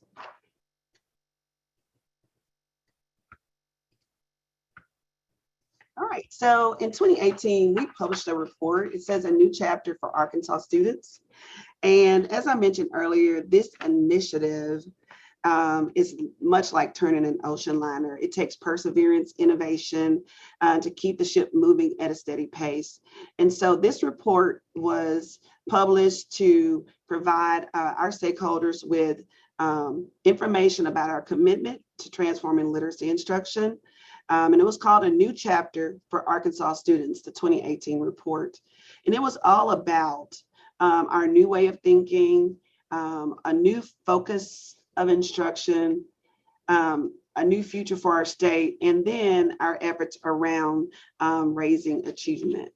And so we are still at that. I think at that, we're still keeping our, I would say, our public informed. This study that we've done with Dr. Odegard will also be a way that we can share how we've kept our focus on those 3 goals. So in 2019, we received the Comprehensive Literacy State Development Grant. It was awarded from the U.S. Department of Education. And the purpose of this grant was really around sub-granting to districts to advance literacy skills and development. These skills were to be pre-literacy skills, reading, writing for all of our children, not just grade K-12, but from birth to 12th grade. And this grant helped us to just further our work around goals 1 and 3, which was really about sharpening our focus again and strengthening our instruction and about building the culture of reading. And I'm just excited about the work that was done there. $14 million was sub-granted out to our schools. Most of them we see were patterns around purchasing high quality instructional materials, providing high quality professional development around reading resources, and building community engagement. And we also had $1.2 million granted out to the Arkansas Imagination Library. It's in partnership with Dolly Parton's Imagination Library. And if you haven't heard of that, it is a great organization. And what we've done through that partnership is we have put 49,000 books in the hands of our children birth to 5 in all counties in Arkansas. And because we've had such a great effort with that, Dolly Parton's going to come visit us in May of 2022 because all of our counties have made a commitment to put books in the hands of our students birth to 5. And when they make this commitment, we do grant some money out, but there is a match of funds. And so we know they're committed to making sure that their students, their children birth to 5, have books in their hand to build a culture of reading in our communities. And so we're excited about that work. Our CLSD grant has also provided a series of reading institutes for higher learning. The first one we did in the spring was around disciplinary literacy. And then we are going to continue with how do you really use assessment to support instruction around reading. So we've done lots of work around this initiative. We call this our SOAR initiative, and it stands for Successful Outcomes for Arkansas Readers. And we are grateful for this work. It's really helping us to build a culture of reading in our schools and in our communities. Also, we had legislation again in 2019. I know I just talked about legislation earlier, but we also had an amendment by the Arkansas legislature in 2019 around our Right to Read Act. And in this legislation, we had to develop, well, I'll just tell you, it was really about curriculum programs that are supported by the science of reading and based on instruction that is explicit, systematic, cumulative, and diagnostic, including without limitation, dyslexia programs that are evidence-based and aligned to the structure or grounded in Orton-Gillingham methodology, evidence-based reading intervention programs, and then intervention programs, as well as our core programs, making sure that they are based in the science of reading. So we developed a reading curriculum approved list for our schools to make considerations around reading adoptions. And again, as I mentioned earlier, we are moving to support and strengthen our ecosystem by adding pre-K RISE. We're adding supports for literacy and ensuring that our students have the best chance to be ready to learn as they enter kindergarten. And this summer, we have phase one. We're going to have pre-K supplemental foundational literacy curriculum. We're going to use Launchpad from Really Great Reading to support that phase with pre-K teachers. And then we'll move to phase two, which is around some really high quality professional development with our letters, early childhood training. And those cohorts will begin in January of 2022. So every 6 months, we'll add a cohort, and we'll continue that for the next 2 years until we can get a gauge on how successful those trainings are going. But we're also going to add statewide supports through early childhood specialists to make sure that we are connecting, we are coaching regionally around the state to support that effort. We also have RISE School Awards. When we think about our schools and their, When we think about our schools and their strategic efforts around increasing literacy, the Arkansas Department of Education has honored 10 schools. We did that in 2019. And then again in 2021, we recognized 6 schools for their efforts to increase reading instruction, to build community partnerships, and to promote a culture of reading. Schools do apply for this award, and they provide evidence of school-wide implementation of strategies, practices that are aligned with the science of reading. Schools do get a visit from our RISE team just to evidence and show how their strategic efforts are increasing literacy. And we make a big deal out of this. We present these RISE awards at our state's summit, our statewide summit in the summer.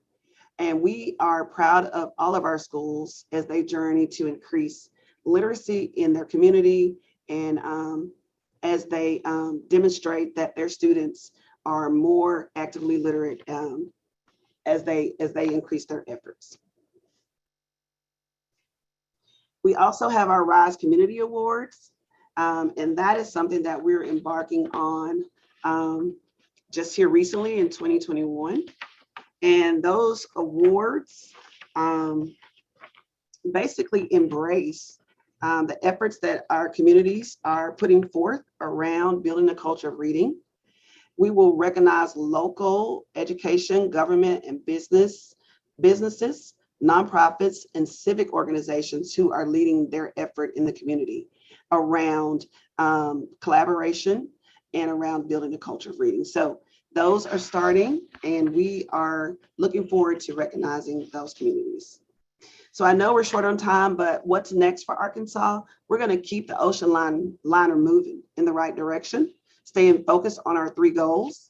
Again, we are continually working on supporting approved curriculum for literacy.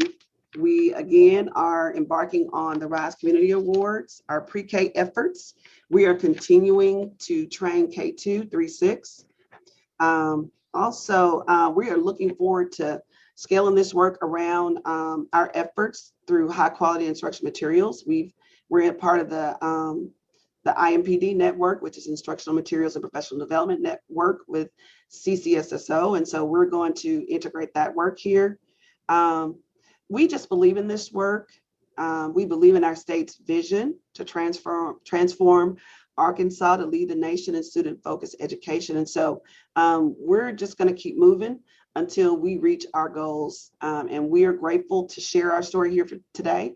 If anybody has questions, I know we have time later, and I'll be happy to answer those. And so I think it's 12:15. I've tried to make up some time. Thank you for your time today, and thank you for all of your efforts around literacy. We appreciate you. Thank you so much, Dr. Odegard and Dr. Pride, for connecting the dots. You are spot on. You got us right back on track with our schedule, so thank you.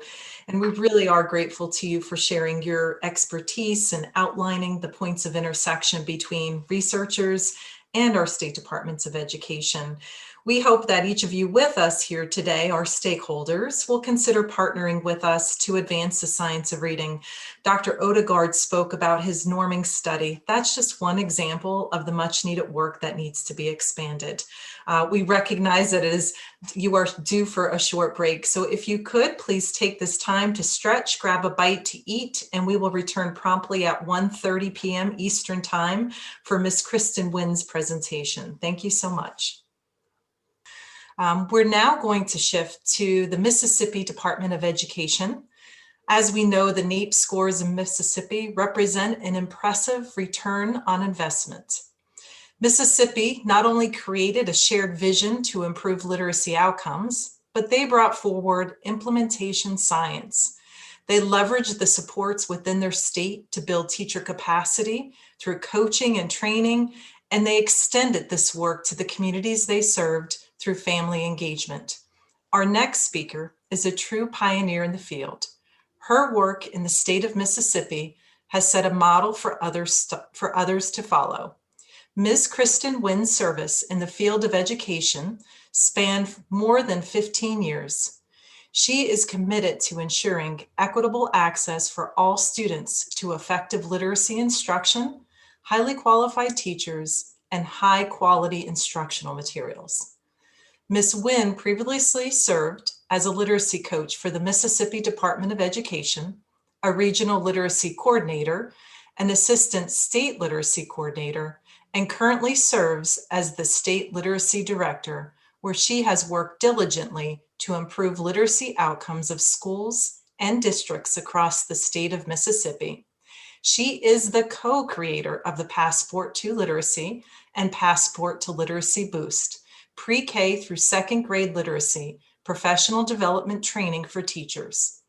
During the 2016-17 school year, she co-produced the Mississippi Department of Education's Literacy Focus of the Month in Action instructional videos featuring literacy coaches and students in Mississippi classrooms. During the 17-18 school year, she began working with coaches to increase the rigor and consistency of writing instruction in kindergarten through sixth grade classrooms through the development and implementation of writing galleries. At this time, I'd like to introduce Ms. Kristen Wynn.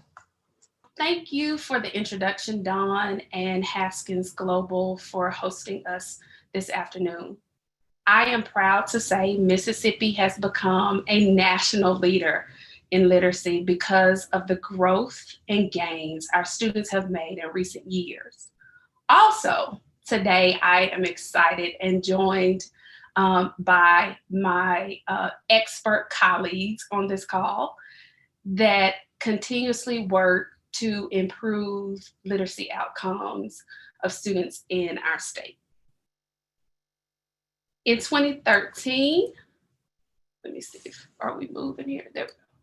All right, so in 2013, our Mississippi State Board of Education launched a new strategic plan, which prioritized access to high quality early childhood education, improving literacy, and ensuring all students graduate from high school ready for college and careers.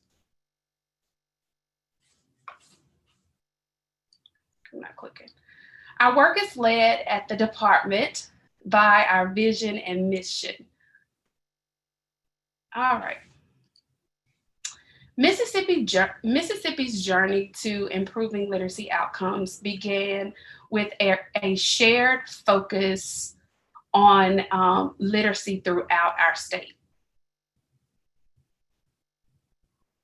Our focus on improving literacy outcomes is centered around 4 key pieces of legislation.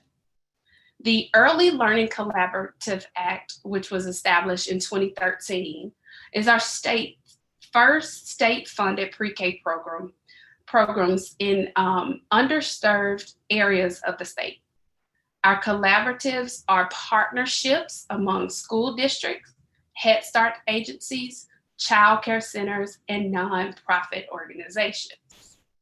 The Literacy-Based Promotion Act, which was also established in 2013, which is our primary driving force for our literacy work in Mississippi, focuses on improving literacy skills of students starting in kindergarten to ensure students are reading on or above grade level by the end of 3rd grade. Also, under the Literacy-Based Promotion Act, we have an assessment for kindergarten as well as 3rd grade students. Our kindergarten readiness assessment requires all kindergarten and pre-K students to be assessed at the beginning of the year and the end of the year to determine readiness as well as growth. In addition, we have our dyslexia legislation, which was established in 1997 and amended in 2012 and 2021. So in 1997, we had the establishment of our dyslexia grants. These are 3-year grants to districts to support students with dyslexia and or related reading disorders in general education. The grant funds dyslexia screeners, dyslexia interventions, instructional resources, assessments, professional development, and up to 80% of dyslexia therapists' salaries. In 2012, the legislation was amended to include dyslexia scholarships. These scholarships also requires local adoption policies to screen students for dyslexia in kindergarten and 1st grade. We have, as a state, 7 approved dyslexia screeners.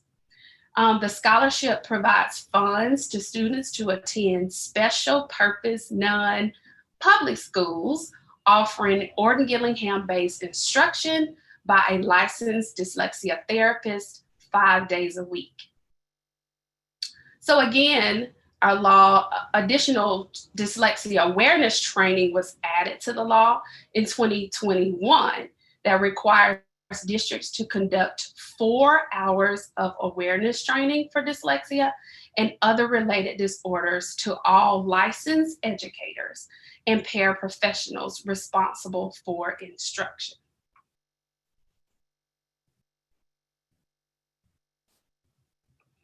As stated earlier, the Literacy-Based Promotion Act serves as the driving force for all literacy work in Mississippi. The Act includes 6 key implementation strategies. We'll start with educator training. So educator training includes our statewide literacy science of reading professional development training. It also, which we use letters in Mississippi, as well as phonics first. It also, within the educator training, we also include our regional literacy professional development trainings that are created by our literacy experts or our literacy coaches. So to date, in Mississippi, letters training has been provided to over 18,000 educators, including K-3 general education teachers, K-8 special education teachers, our elementary principals, and our Institute of Higher Learning reading faculty. For Phonics First, the targeted audience are our pre-K through 5th grade teachers, as well as our 6 through 12 teachers. And Phonics First is an Orton-Gillingham-based phonics program, and we do provide that again to pre-K through 5th grade teachers, as well as 6 through 12 teachers, and they are able to receive the materials to implement the program effectively within their classrooms. Coaching for teachers in Mississippi is another driving force or of strategies for the Literacy-Based Promotion Act. In Mississippi, we assign literacy coaches at the state level to our lowest performing schools, and we refer to those schools as our literacy support schools. Another strategy is early identification through the implementation of our required kindergarten readiness assessment. And for us, that is the STAR Early Literacy Assessment and screening for K-3 students 3 times per year. Districts in Mississippi can choose one of 6 approved screeners. Another focus is on prevention over retention, and this is done through the implementation of targeted interventions, good cause exemptions, and retesting opportunities. The inclusion of our individual reading plans for students identified as having reading deficiencies as early as kindergarten. And finally, we have, as a part of our Literacy-Based Promotion Act, a robust campaign and initiative to educate families about the science of reading so that they are equipped with needed resources and supports to help their children at home. So in 2013, we received funding to support our initiative. We received about $9 million in state funds to implement the initiative, and every subsequent year, we've received or been allocated $15 million to continue our initiative.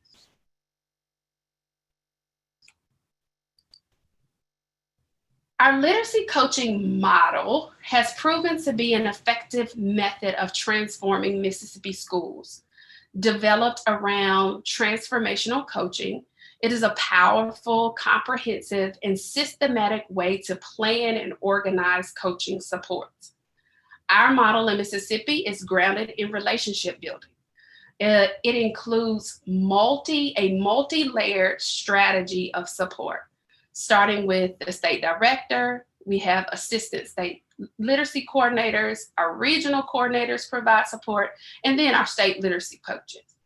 In addition to having this multi-layered strategy of support, our literacy coaching model is also grounded in 360 feedback. So oftentimes we're asked about other forms of student achievement data or data that we have to support the literacy gains we've experienced in Mississippi. Oops, went too fast there. All right, so one piece of trend data is our statewide kindergarten readiness assessment outcomes from the past few years. Looking at this data, our students typically enter kindergarten with an average scale score of 503, which places them in the emergent reader category according to STAR Early Literacy. As you can see, by the time they leave kindergarten, the average kindergarten student is scoring a 710, which places them in the transitional reader category according to STAR Early Literacy. So based on extensive research, 85% of students scoring a 530 or higher at the beginning of kindergarten are proficient in reading at the end of 3rd grade. A spring scale score of 681 places students on the trajectory to meet end of grade 3 reading expectations. So we are really proud of our kindergarten data and our kindergarten students and teachers. In addition, our third grade students take the third grade reading assessment to determine promotion or retention. So our early literacy policy initially stated that students needed to score above the minimal level to be promoted to 4th grade. The law was amended in 2016 to include the individual reading plan and the expectation that during the 2018-19 school year, students would be expected to score level 3 or above to be promoted to 4th grade. Now, if you pay close attention to the bar in the green category, third graders in 2018 only had to score above the minimal level. So we had approximately 93.2% of our students on the initial test to score that. Those were the third graders that took the NAEPS test in 4th grade. So in the spring of 2019, those 2018 testers on a third grade reading assessment took the NAEP in 2019. Oh, sorry.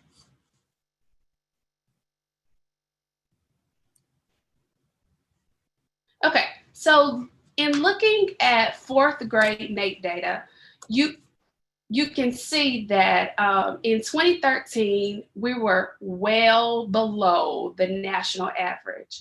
And you see I star that because I wanted to really emphasize that. And the national average at that time was a 221. I included Florida here because our early literacy policy is very similar to Florida's policy.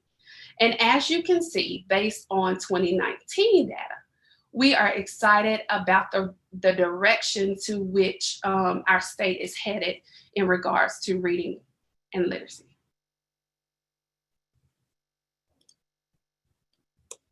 All right, as mentioned in slide 6 that outlined our implementation strategy, we focus heavily on providing resources that support families in supporting their child's at-home reading development.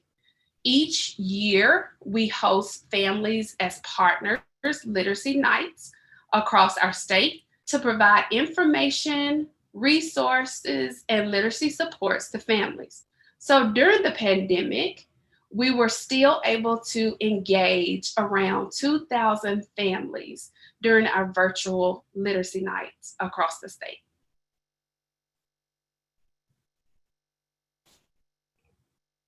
One way we do this is through our Strong Readers, Strong Leaders campaign. This campaign supports the Literacy-Based Promotion Act. We developed our presentations to parents around our Strong Readers, Strong Leaders site and the activities that are included here on this site. But this site helps to or includes resources, activities, and information for parents of children's birth to 5. And so we wanted to make sure the language within or on the site was at a level to which parents can really understand. A lot of times in education, when we're speaking and we're educating our parents about how to really work with their students at home, we like to use the educational jargon. So we wanted to make sure that we still use the academic terms, but we also broke those terms down so that parents can better understand how to help their students at home, and then how to talk to and advocate for their children at school as well.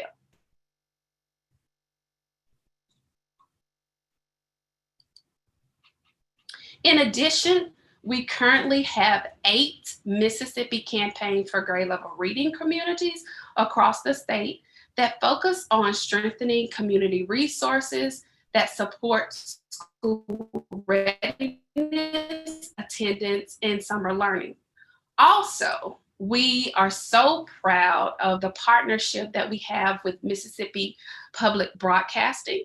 In the spring of 2020, Mississippi Public Broadcasting contacted us and asked how they could help the MDE in supporting students across the state in alleviating the impact of COVID-19 on learning and literacy. So we have really worked with them to develop hundreds of lessons on our MPB Classroom TV.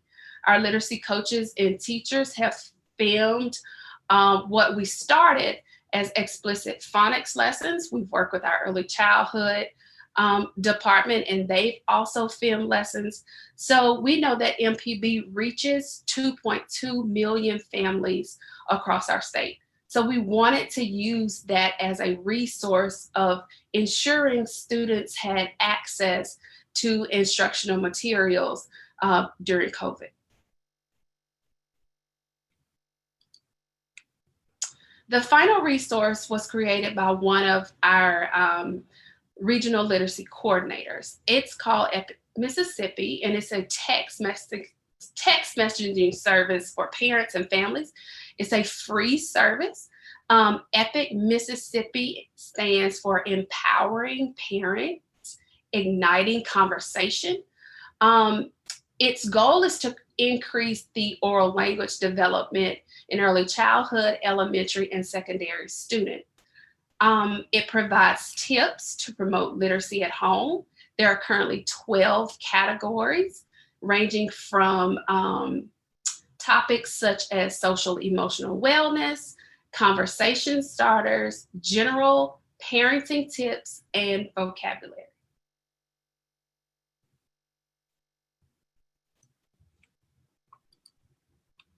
And that concludes my presentation. Thank you for your time. Thank you for the opportunity to allow us to share our Mississippi story. Thank you, Ms. Wynn. Very impressive work, and we really appreciate how well you illustrate it when we train up our teachers with that knowledge and equip them with the skills and then engage all of our stakeholders, how that really drives student outcomes. So thank you again for sharing. And we recognize that many of you have lots of questions for our esteemed speakers today. So at this time, we'd really like to open it up to your questions. After all, it's the very purpose of today's summit. It's connecting each of us to form this ecosystem of collaboration to bridge the research, policy, and evidence-based practice. If you could kindly post your questions in the chat, and then we will ask our speakers to weigh in with them for their responses. And we'll try to get to as many as we can today. I'll start with the first question. Dr. Odegard, we had one earlier. It was, how is Arkansas involving IHEs in this learning process? The teacher knowledge piece has a direct correlation to their training. I'm going to start off, and then I'm going to hand this over to Dr. Pride. So the RISE initiative focused on public school teachers and educators in the classroom. We were brought on to support that initiative.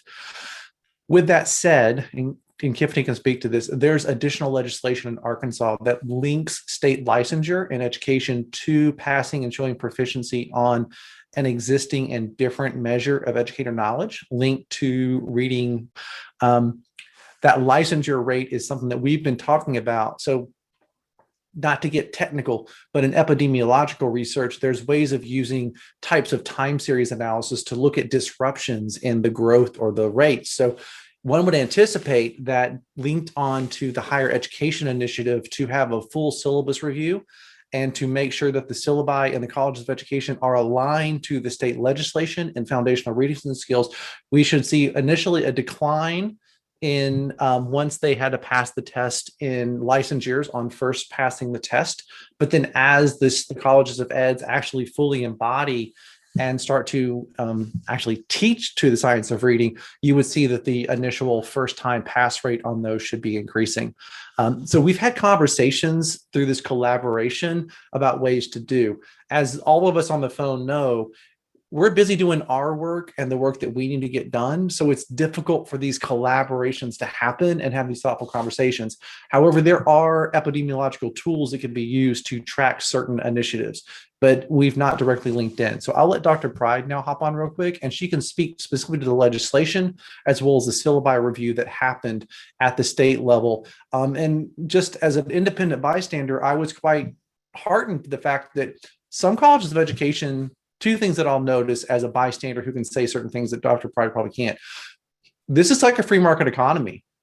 If my graduates from my institution can't get licensed and get jobs because they're not providing quality instruction that allows them to pass the test that needs to be done, you see them going out of business. So, I mean, that's one way of thinking about this. Secondly, that I'd also like to point out is the State Department of Ed did not just uniformly stamp these syllabi and say that they were there. They did a deep syllabi review from what I've been shared with and know, and they rejected them. And they had to go back and say, no, this is real. We have legislative support in this. There's policy that's been passed, and so we'll do it. But I wanted to share that as just somebody who has a little more leeway to speak candidly about as an outsider who tries to support this work in my role, that I thought was like unique and maybe refreshing about the work that my friends in Arkansas were doing. So Dr. Pride?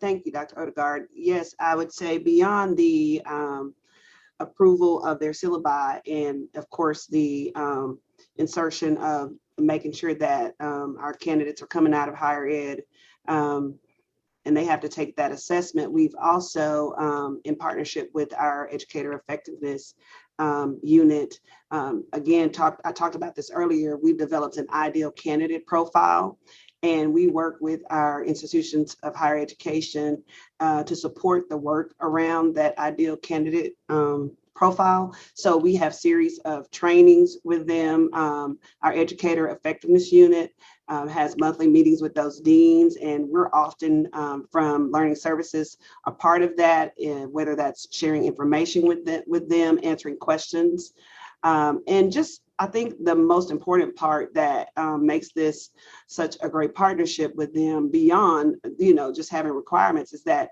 we're including them from the beginning. So as our initiatives are scaling, we inform them from the beginning. We get feedback about what they need to support their candidates, their aspiring teachers. And so, again, I think it's just about that work around ecosystems. But again, the legislation does give us leverage.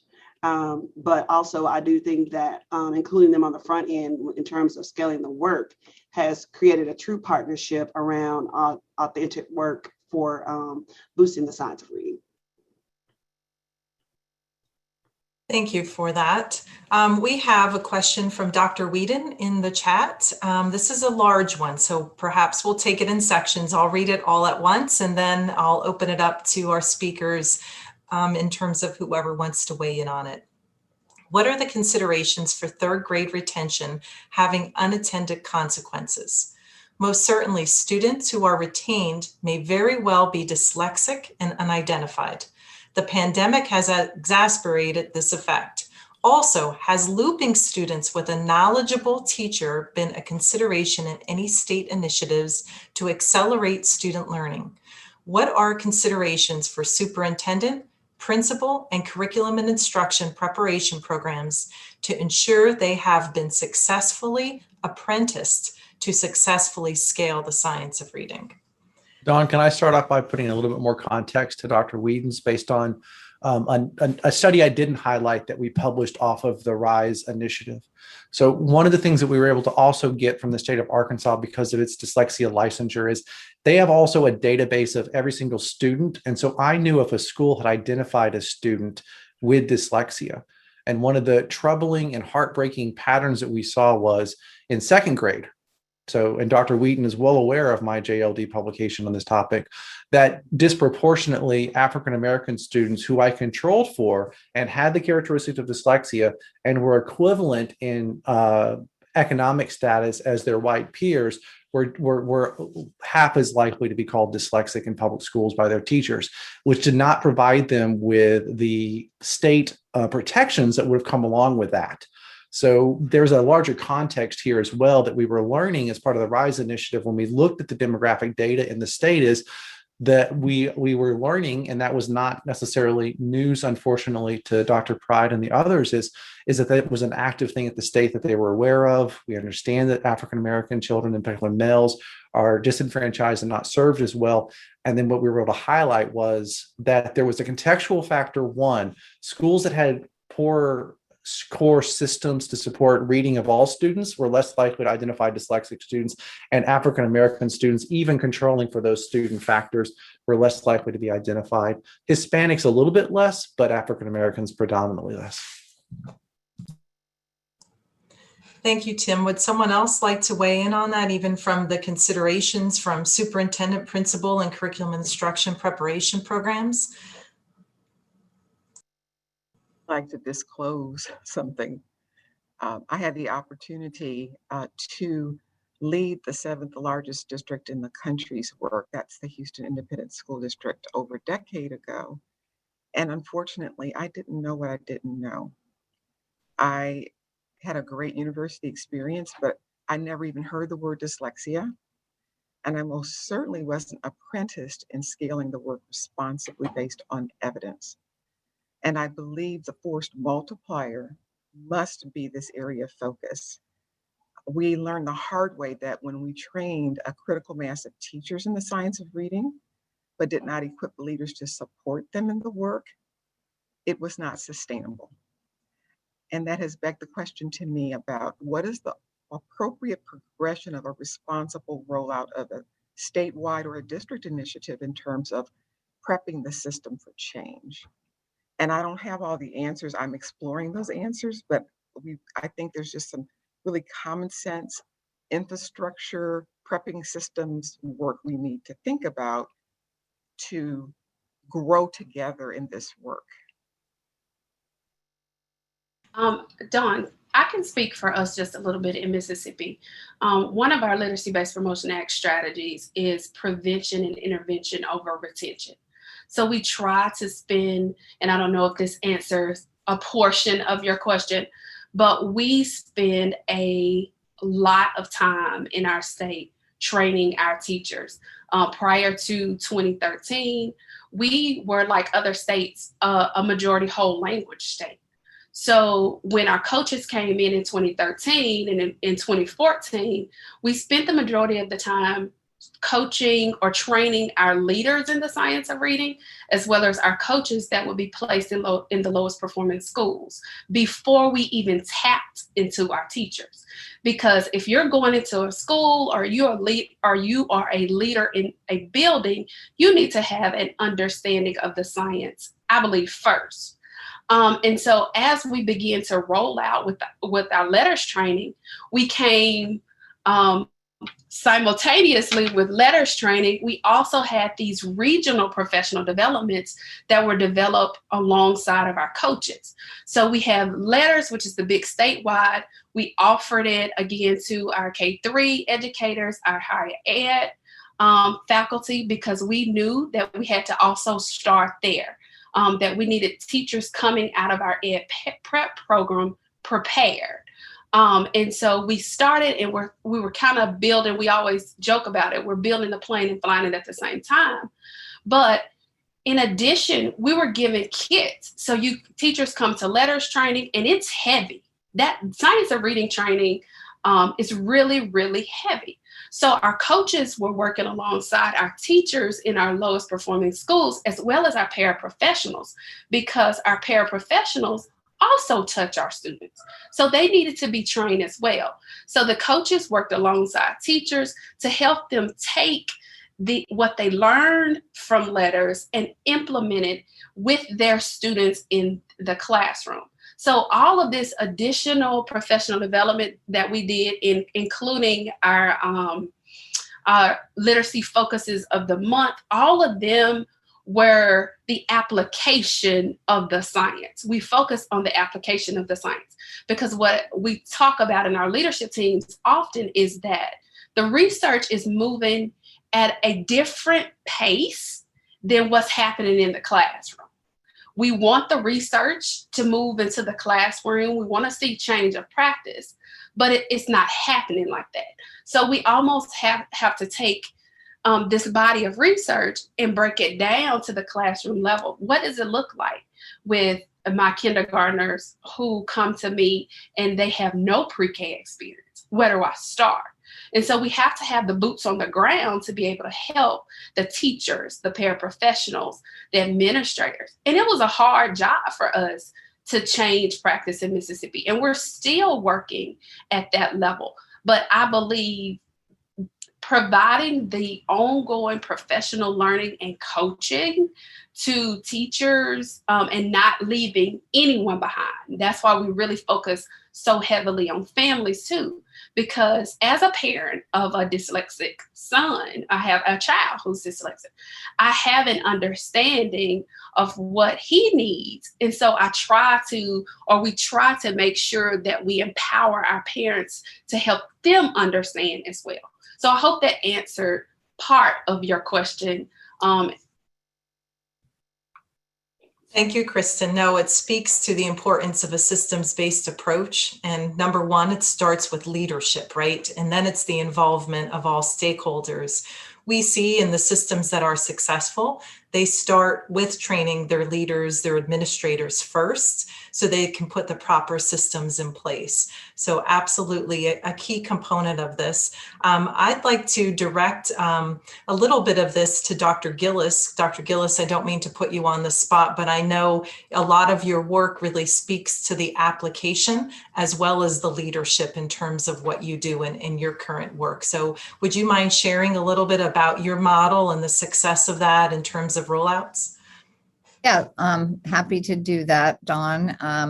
Yeah, in fact, I loved hearing what you had to say, Kristen, because I believe that you're right on target, and certainly you as well, Dr. Whedon, in mentioning the role that administrators play. I could not agree more that that's really where we should start and prepare them in terms of what their concentration needs to focus on so that they can better support the teachers when the teachers start to engage in this learning.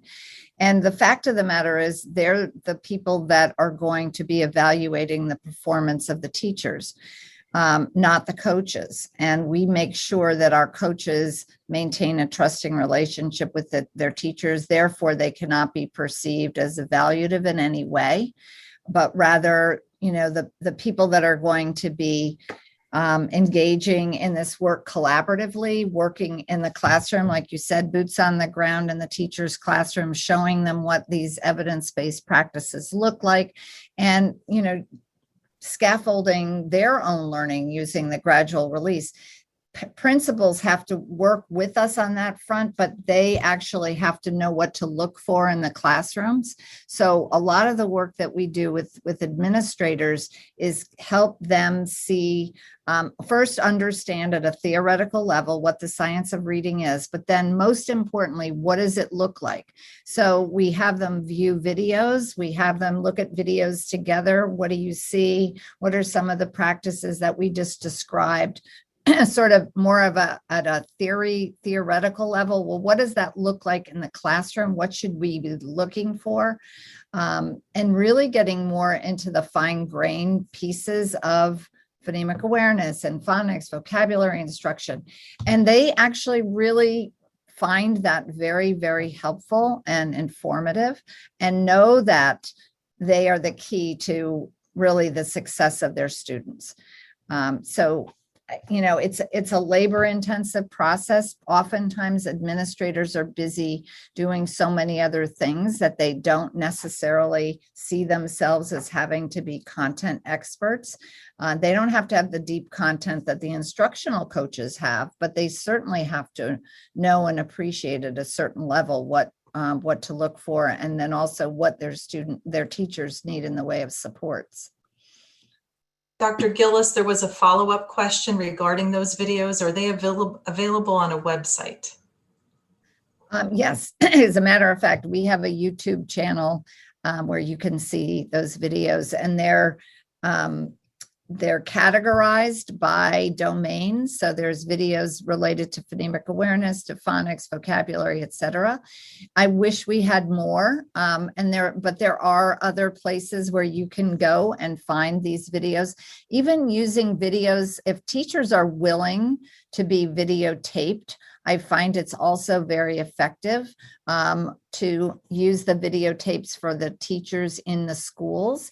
And again, in a very collaborative way and not in judgmental way, but rather to say, what did you see, keeping it as objective as possible? What practices did you see that exemplify these principles, pedagogical principles, and also specific domain-related principles? For example, we know for phonemic awareness instruction, teachers have to be able to articulate the sounds properly. If a teacher is saying pa for the sound p, right, for the sound of the letter P, that's important to know. And if a principal doesn't understand why that's important and what to look for, they cannot give explicit feedback. And that's just one little example. But those are things that teachers, I've found, have become more and more receptive to learning more about and changing their practice, because most teachers do indeed care deeply about the success of their students. And so it's all in how you approach it and how you engage in that learning. Thank you, Dr. Gillis. There was another question in regard to funding out there, and I guess it certainly goes to our speakers from the departments of education, because this is always the most challenging one, right, when it comes to resources. We could do a lot of things if we have the right resources. So there's a lot of federal funding available. What's the best way to prioritize some of these models and goals to utilize some of that funding that's out there? Or if you don't have the funding available, if you did, what would it look like in terms of the models and the goals that you have outlined? What would you recommend?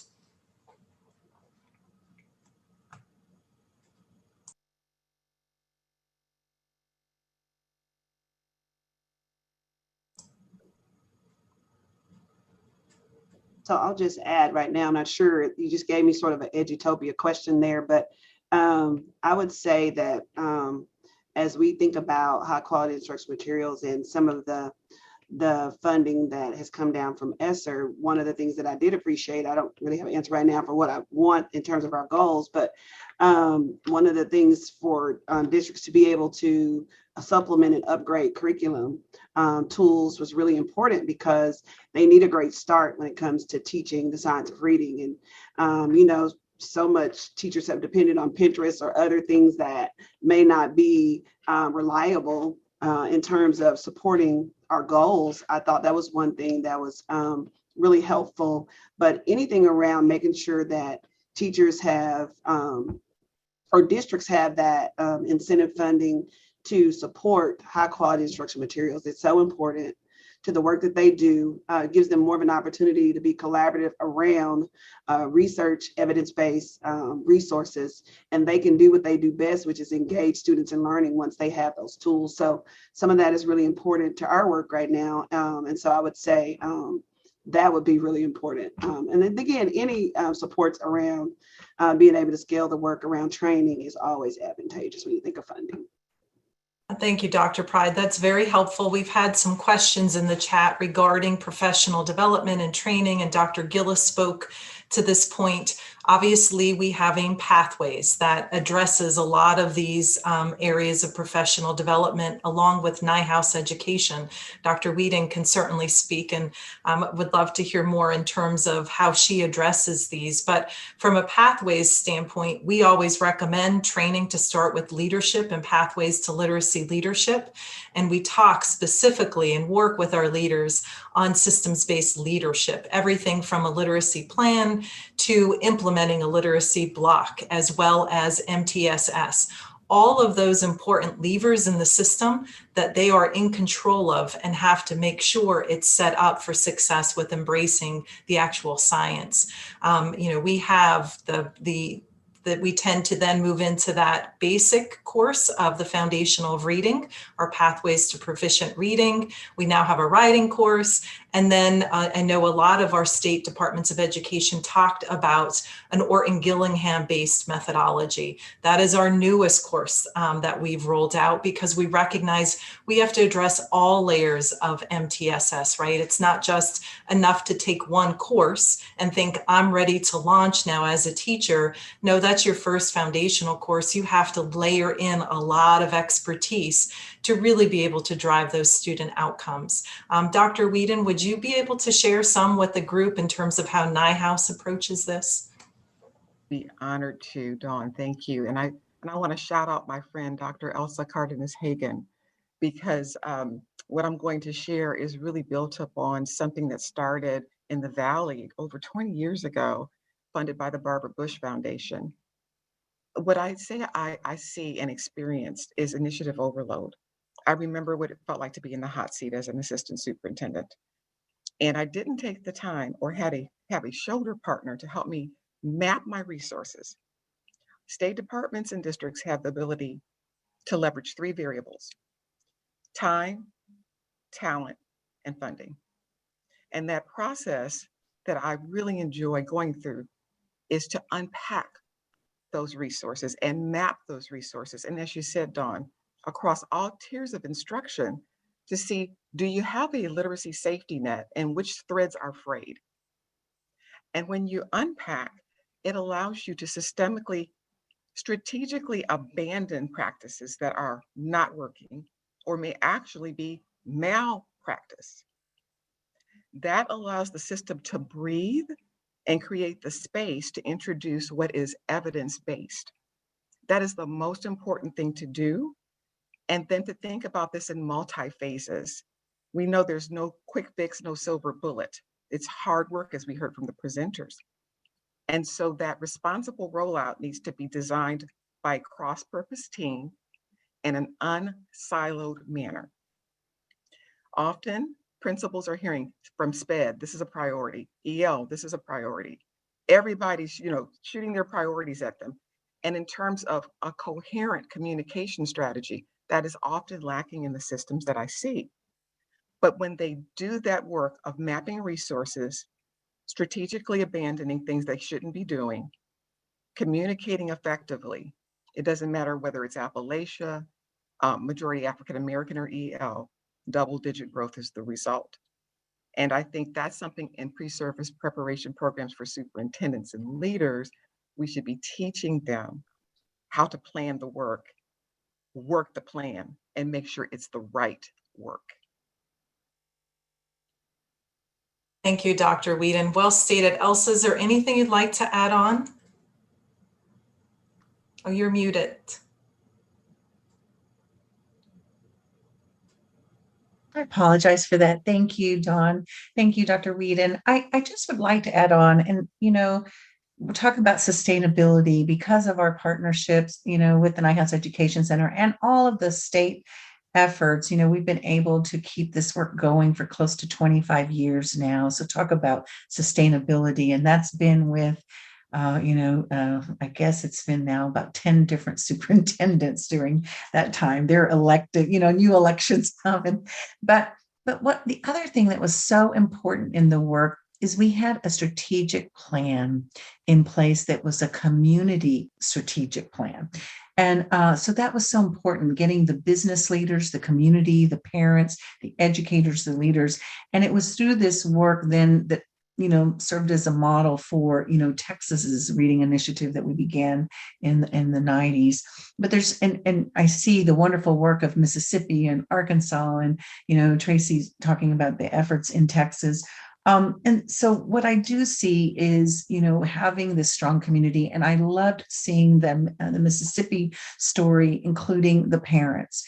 And, everything that we do, we have parent centers at because I live in the #1 community with the most poverty. We have 100% free and reduced lunch. But despite that, we're an A school district, Broad Award winners, you name it. But the bottom line is we have parent centers, and at every school campus, there's a parent center. And in those parent centers, all along, as we're working with the students, we're also working with the parents so that they can achieve their dreams as well. They can achieve literacy, they can achieve life skills, they can achieve their career dreams.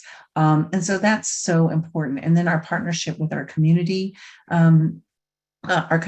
colleges and our universities, so that the teachers, like you said, so that, we train the university professors and then make sure that those pre-service teachers also had this so that, we would have them ready to go. So I think those are just a few things, and those community partners like United Way and our, summer programs that we have for the students, to have that learning acceleration that we're so desperately needing during this summer. Thank you. Thank you, Elsa. Really critical points for us all to consider, and it's all those stakeholders involved. We recognize the importance they each play, and obviously the DOEs here today have had great success because they each spoke about that involvement with the stakeholders, right? And that collaboration.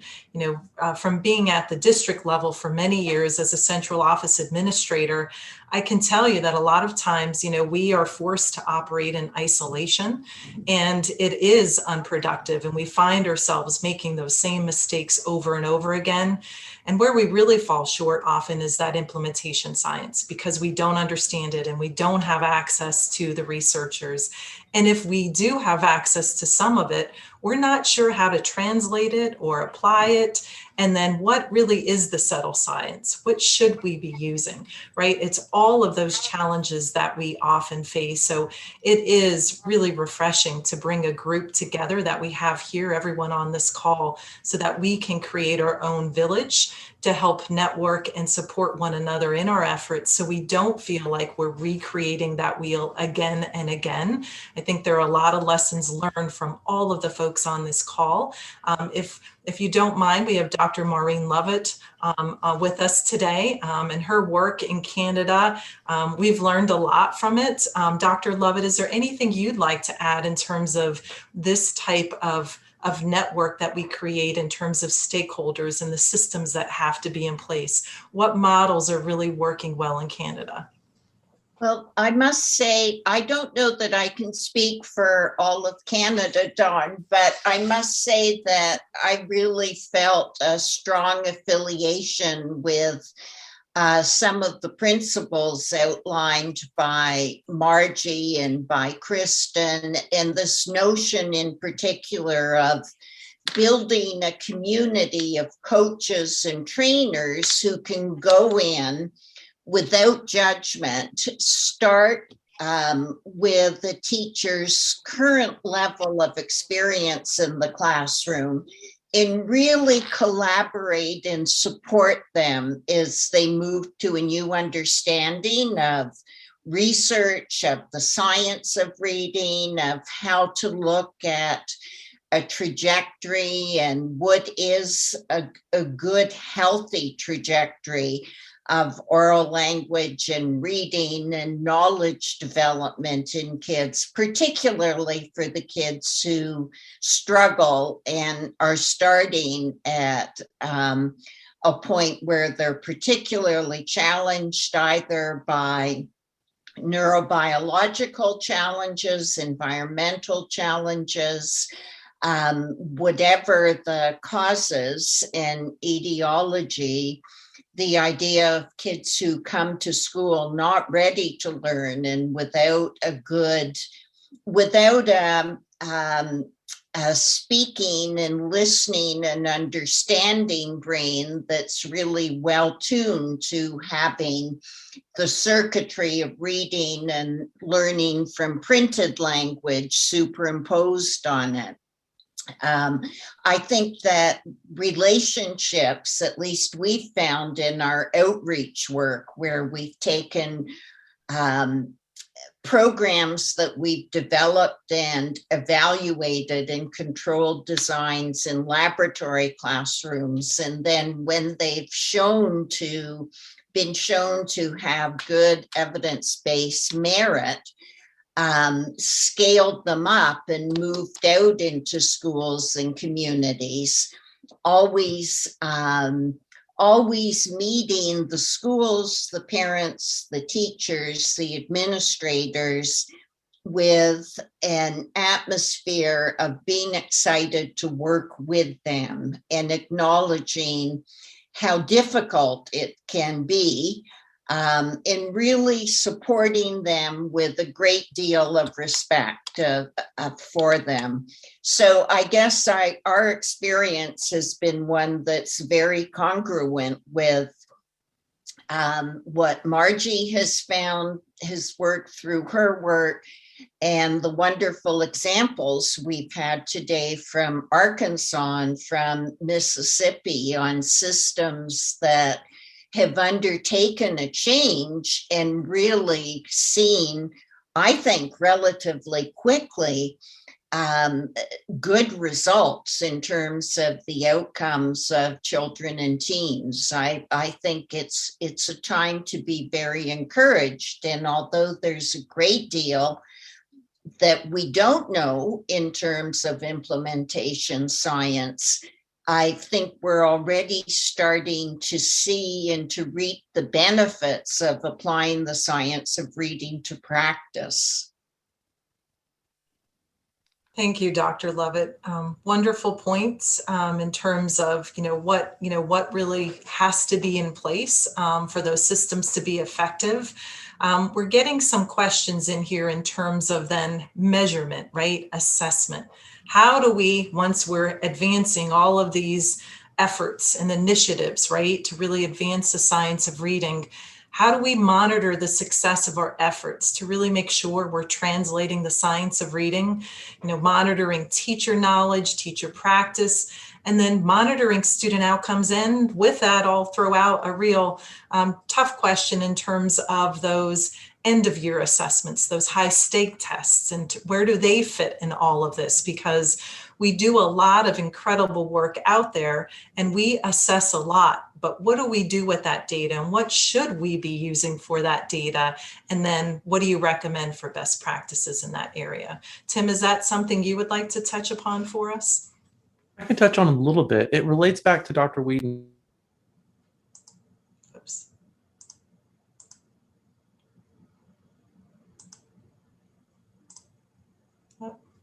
I think yeah.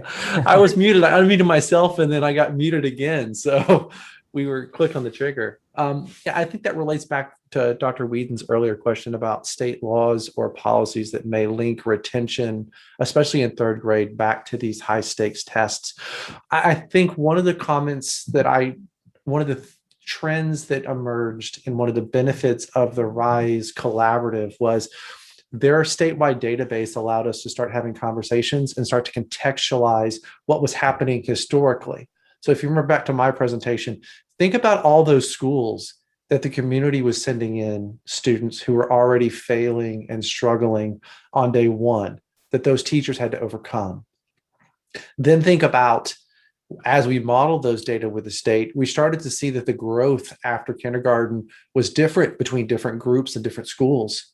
So African American and Hispanics and English language learners, their growth trajectories differed from the Caucasians, even in the same schools. And schools that were predominantly made up of certain ethnic and minority groups also differed.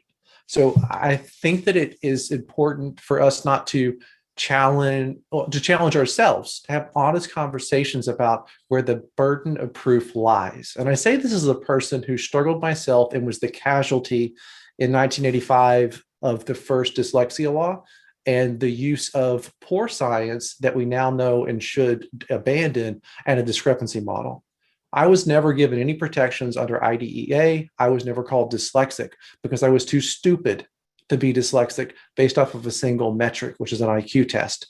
I would hope that my behaviors and my accomplishments, but how I've shared and the compassion and empathy and intelligence I brought to this conversation would dissuade anybody from thinking that I should have ever been considered too stupid to be dyslexic. So I personally understand the casualties and the burdens that can be placed on the individual child for having to prove that they are worthy of advancing or receiving protections or services in a school, and the emotional toll that it can take on a human being. And my sister, who attempted to suicide twice and was almost successful from an overdose once, And I had to visit her in the hospital when she was almost institutionalized on the individual child, with laws that place the burden on us to have to demonstrate that it's not our faults that we are struggling. So one of the things that we could challenge ourselves to do is to honestly look at our data and have internal conversations in a safe space around, with what we see on the ground and our own data and our contexts, what is the just and humane way of contextualizing our policy, interpreting those policies, and implementing those policies. And so that's just my own personal compassion, which is that mixture that I like to do of a personal narrative and story, the realities that we see with data, and the realities that I know that working with policy and people for years and years and years, just that there's a lot of complexities to this and there's no simple answers. But we don't get to answers without conversation and honest dialogue in safe spaces. So Dr. Whedon, I hope that that was partly addressing your question. Oh my gosh, you just broke my heart and answered my question. I really also would love to hear from Dr. Pugh on the assessment conversation you had with us today in terms of more granular ways of determining treatment. So first, maybe just a quick response to the issue of what a network like this, this thing that's emerging today, could do that researchers would love and would benefit from, and that is to come up with some, as Tim said, we know there is a lot of settled science, and there are a few things that are unsettled still. And I have some ideas about things that we might do and measures we can do on those. But one thing for sure, if we're going to evaluate what works and what doesn't, and you have a network like this, there's going to have to be common measures. And this is always a problem in working from state to state and country. I'm involved in some international collaborations, and you go from, it's even more diverse as you go from language to language.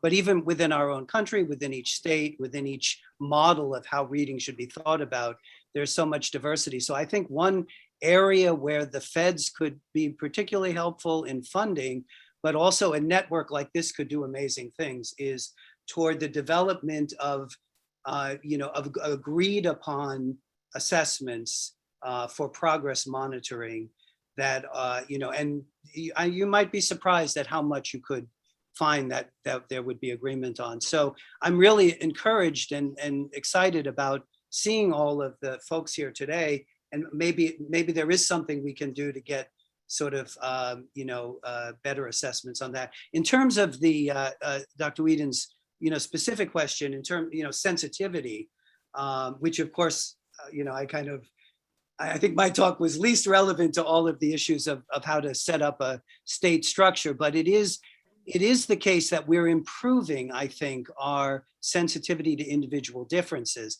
And there are sort of two ways in which that's happening. One is these sort of neurocognitive measures that really do have greater sensitivity to variation and also are sensitive to change. So I think those two things, to variation and to change, or the effectiveness of program, I think there's a lot out there. Now, the research is ahead of what is implementable. So we have to have better partnerships between researchers and educators to find out exactly, like when we bring the EEG into AIM and Windward, we're not ready to use it as an assessment, but we're trying to set a foundation to say, would this kind of data help to predict outcomes better than what we already have with the standard testing? So anyway, these partnerships are crucial.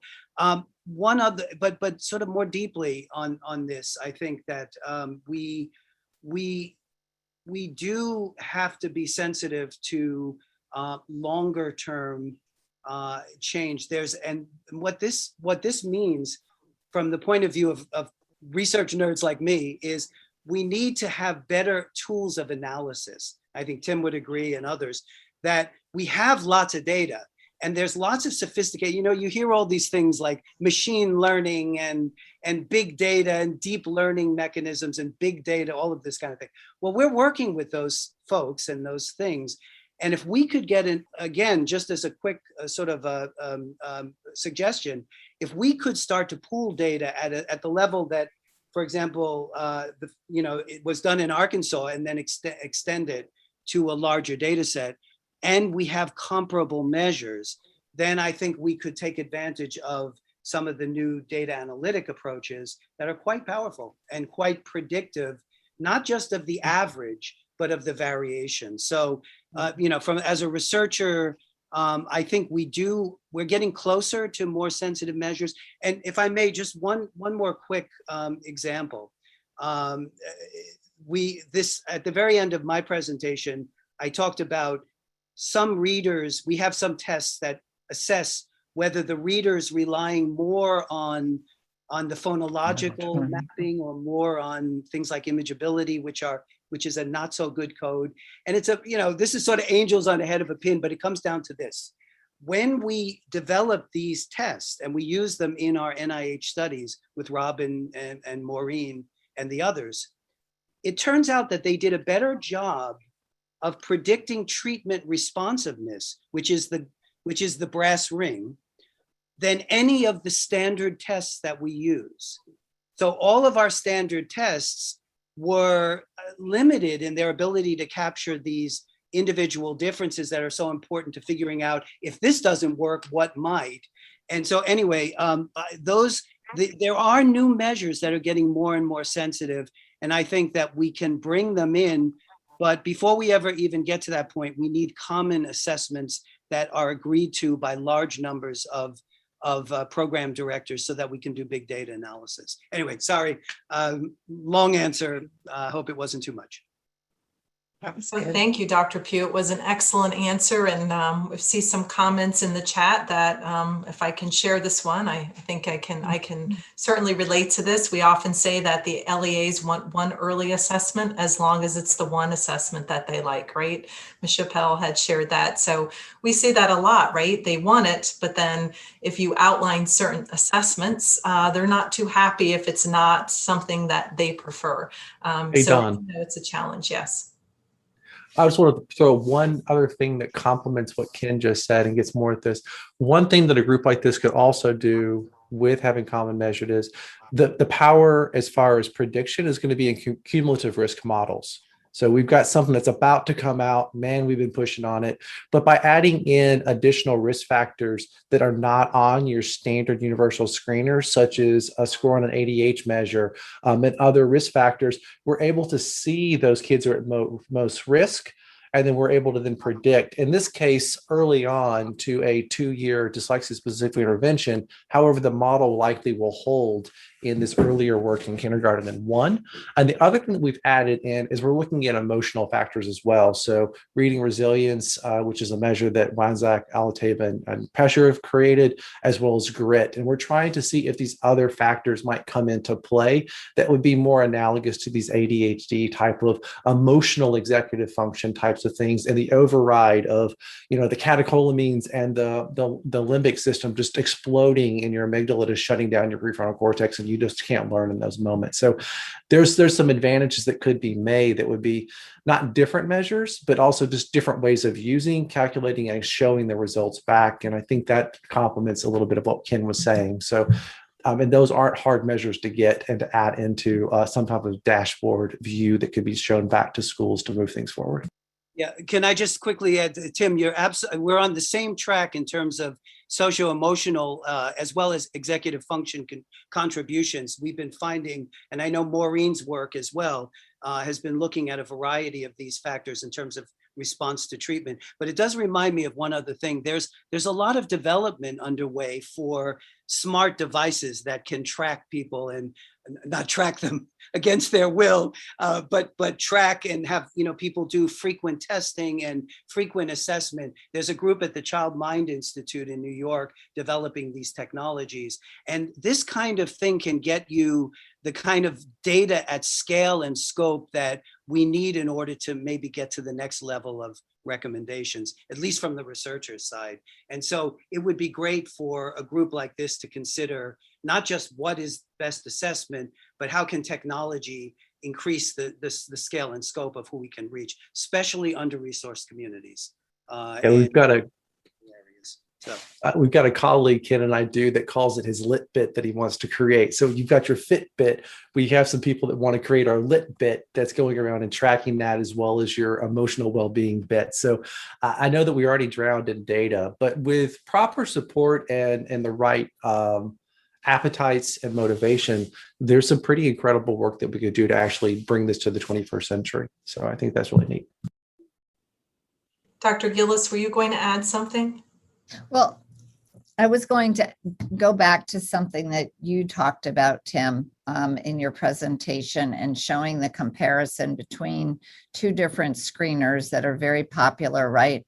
And I think that's something that we also want to think about, right? Is it goes to one of the comments that someone made. I love that. Is it Vicky Chappelle saying the LEAs want what the one that they want? And, you know, in Connecticut, our districts were given a choice of 5 different screeners. Some of them are, you know, the typical screener like Dibbles, Ames Web, and other are the the adaptive screeners like NWEA and STAR. And they're so very different. And then, you know, to the point that you all have made, you can't compare how you're doing. But more importantly, are those screeners really giving us the information that we need them to give us? And that to me is a huge question, and something that state departments of ed are grappling with, because they have legislation, many of them do, that mandates that they use a screener, but they're not all created equally or equal, whatever the right word is. Tim, you and I've talked about this at length. So I'd like us, I know not today, but maybe that's something that one of the working groups might want to talk about and have be an outcome for the work that we're going to try to do moving forward. Yeah, and concretely, I'm trying to really twist the arm of Arkansas. I've got a doc student, and that's what she wants to make her PhD dissertation of literacy studies, which is we can take these data longitudinally. We're going to have to stop at 2019, but we can ask these things using, they're not simple statistics in the sense of like running them takes a lot of knowledge, but they're not overly complicated. We can use the same types of statistics to do logistic regression at a multi-levels to find out which has the most diagnostic ability, and then to link that into the educational side, which is, I've always liked the iStation in the sense of using them as discrete units. And as a person trained to differentiate instructionally and not organizationally, which is an important distinction, I find there to be value in that. So that's an empirical question that can be asked, and it would take a group like this who has no horse on the race. iStation's not going to, a private company isn't going to do this work necessarily. There's no interest for them to do it, but a public good, which is what this would be, could come out to where we could all learn and share from that. So I think that that's a tractable problem that we can actually address empirically. Would be a great goal, as you've all shared. And Margie, yes, working groups would be the perfect opportunity. And Dr. Gillis will be speaking about that work in a little bit in regard to working groups. We'll make a mention of, we did reach out to Dr. Cardona, but he was not available to join us. But hopefully the U.S. Department of Education may be able to partner with us for some of this future work, because it is a national necessity in terms of the illiteracy crisis we face. And if we can create this network and use our working groups to launch this critical work, hopefully they can help support that through various resources. We only have a few minutes left, and then I'm going to turn it over to Dr. Gillis. However, there was a question in regard to federal policy. So the question on the table is, what is the one federal policy change each of the speakers would make?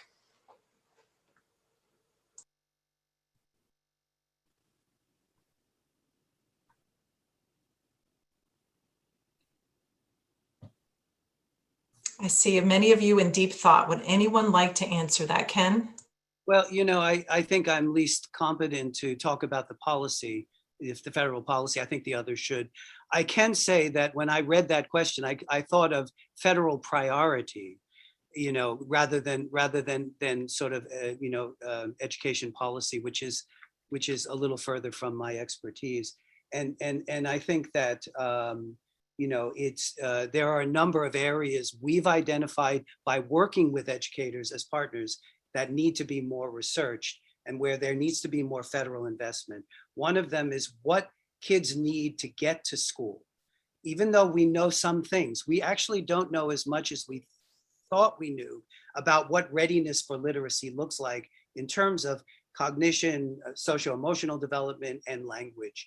And I think that's an area that we constantly see we don't have enough answers. Similarly, when you get beyond initial code learning, the transition from learning to read to reading to learn, and all of that extension to fluent literacy, which Tim talks so wonderfully about, that also seems to be an area that adolescent literacy and extending almost into adult literacy really needs to become prioritized. And then, of course, under-resourced communities and language minorities, ESL, AAV, indigenous communities. These are areas these are groups that are really, behind the 8 ball at multiple levels because of the language issues that haven't been worked through. So from my perspective, at least, I do a lot at NIH and other federal work, more as a reviewer and an advisor. My view would be the feds, we could use more work in these areas, but I think the others can address policy better than I. Thank you, Dr. Pugh. Very insightful. Tim? Yeah, probably not surprisingly to the group, I would tackle IDEA.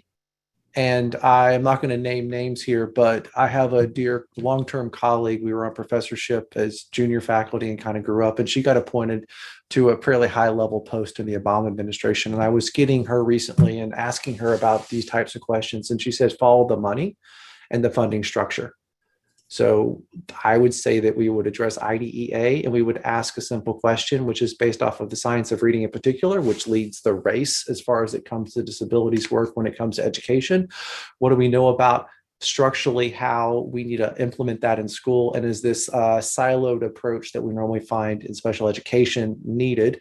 Not to say that special education isn't needed, it is, but I wonder about the sanity of my special education friends about the tasks that they're given to do based on the structure of that law and how it was designed, and really going back to the motivation of why Samuel Kirk and others put it into place to begin with, and ask that question, and then where the funding resides. Because what she really wanted to highlight was your hands are tied administratively with where the money is allocated. And so as I work and I talk about implementation and try to dance that dance between administrators, teachers, and parents, I find parents fighting for a type of instruction that may be locked behind the paywall of, well, the administrator has the funding allocated for X, they're paid off of this budget line. And so if they don't get the IEP, they don't get program X, which unfortunately is another issue we have too, but that's not a policy issue. But that funding creates barriers to children getting what they need by administrators just doing what they think their job is to do. And that's set at the highest level with how we allocate funds in this nation under IDEA and the general education fundings. Thank you so much, Tim, for weighing in on that. These are all so many important points, and we would love to continue in this dialogue, but we want to be respectful of everyone's time today. We've been doing our best to keep with the agenda. And again, thank you for sharing your questions, and a special thank you to our speakers, researchers, and literacy experts here with us today for sharing your insight. We're going to continue this dialogue, as I mentioned, because it's the very purpose for today's summit. We're hoping that this summit serves as a springboard for building a strong ecosystem through our partnerships and our future work with the working groups. Our next speaker, Dr. Margie Gillis, personifies applied science in action. Dr. Gillis is a certified academic language therapist and the president of Literacy How, a nonprofit organization that provides professional development for teachers on how to apply the science of reading. She is the president of Ann Fowler Foundation and the co-founder of Smart Kids with LD and a board member of ALTA and the Reading League of Connecticut. She is an editor of IDA Perspectives on Language and Literacy and the Reading League Journal. Dr. Gillis believes that learning to read is a civil right and that all children benefit from research and evidence-based instruction. And now Dr. Gillis will lead us through our next steps. Thank you so much, Dr. Brookhart, and just bringing up the rear, as I like to call it, just closing us out for the afternoon. First, I want to thank Dawn and Jean-Baptiste for organizing this summit. It started months ago with a phenomenal idea from Dr. Lovett, and we just kept following the conversation, which is always rich and interesting. I think, the whole point of this summit was to bring research into practice and to engage departments of education, because those of you who represent departments of education, have an opportunity to be change agents for your state and for every child living in that state, for the teachers who teach those children. And we heard from two phenomenal examples of the work and the change agent that you can be. Again, thank you, Dr. Pride, for telling the story about Arkansas and RISE, and Dr. Odegard for your contribution to that work. And also hearing from Miss Wynn about the Mississippi story, which is also so very inspiring. And we've followed that for many, many years, and it truly is an inspiring story. And again, Dr. Pugh, for kicking us off this morning with just more information about the literate brain that you taught me about many years ago when I started at Haskins. So it's just coming full circle here. So what's next? What's next is we really want to engage you all, departments of education, and then the researchers that have graciously agreed to chair working groups. We really want to engage you in next steps for how we can collaborate. How can we work together? How can we take our successes and build on them and share them? So to that end, you've been asked to fill out a survey. Probably many of you have already done so, but if you haven't, no worries. You have until next Friday, July 30th. So give it some thought. Specifically, we want you to consider what working groups you might want to be involved with, and possibly even take a leadership role in. So if you feel so, called to help chair one of these working groups, we would love to have your involvement.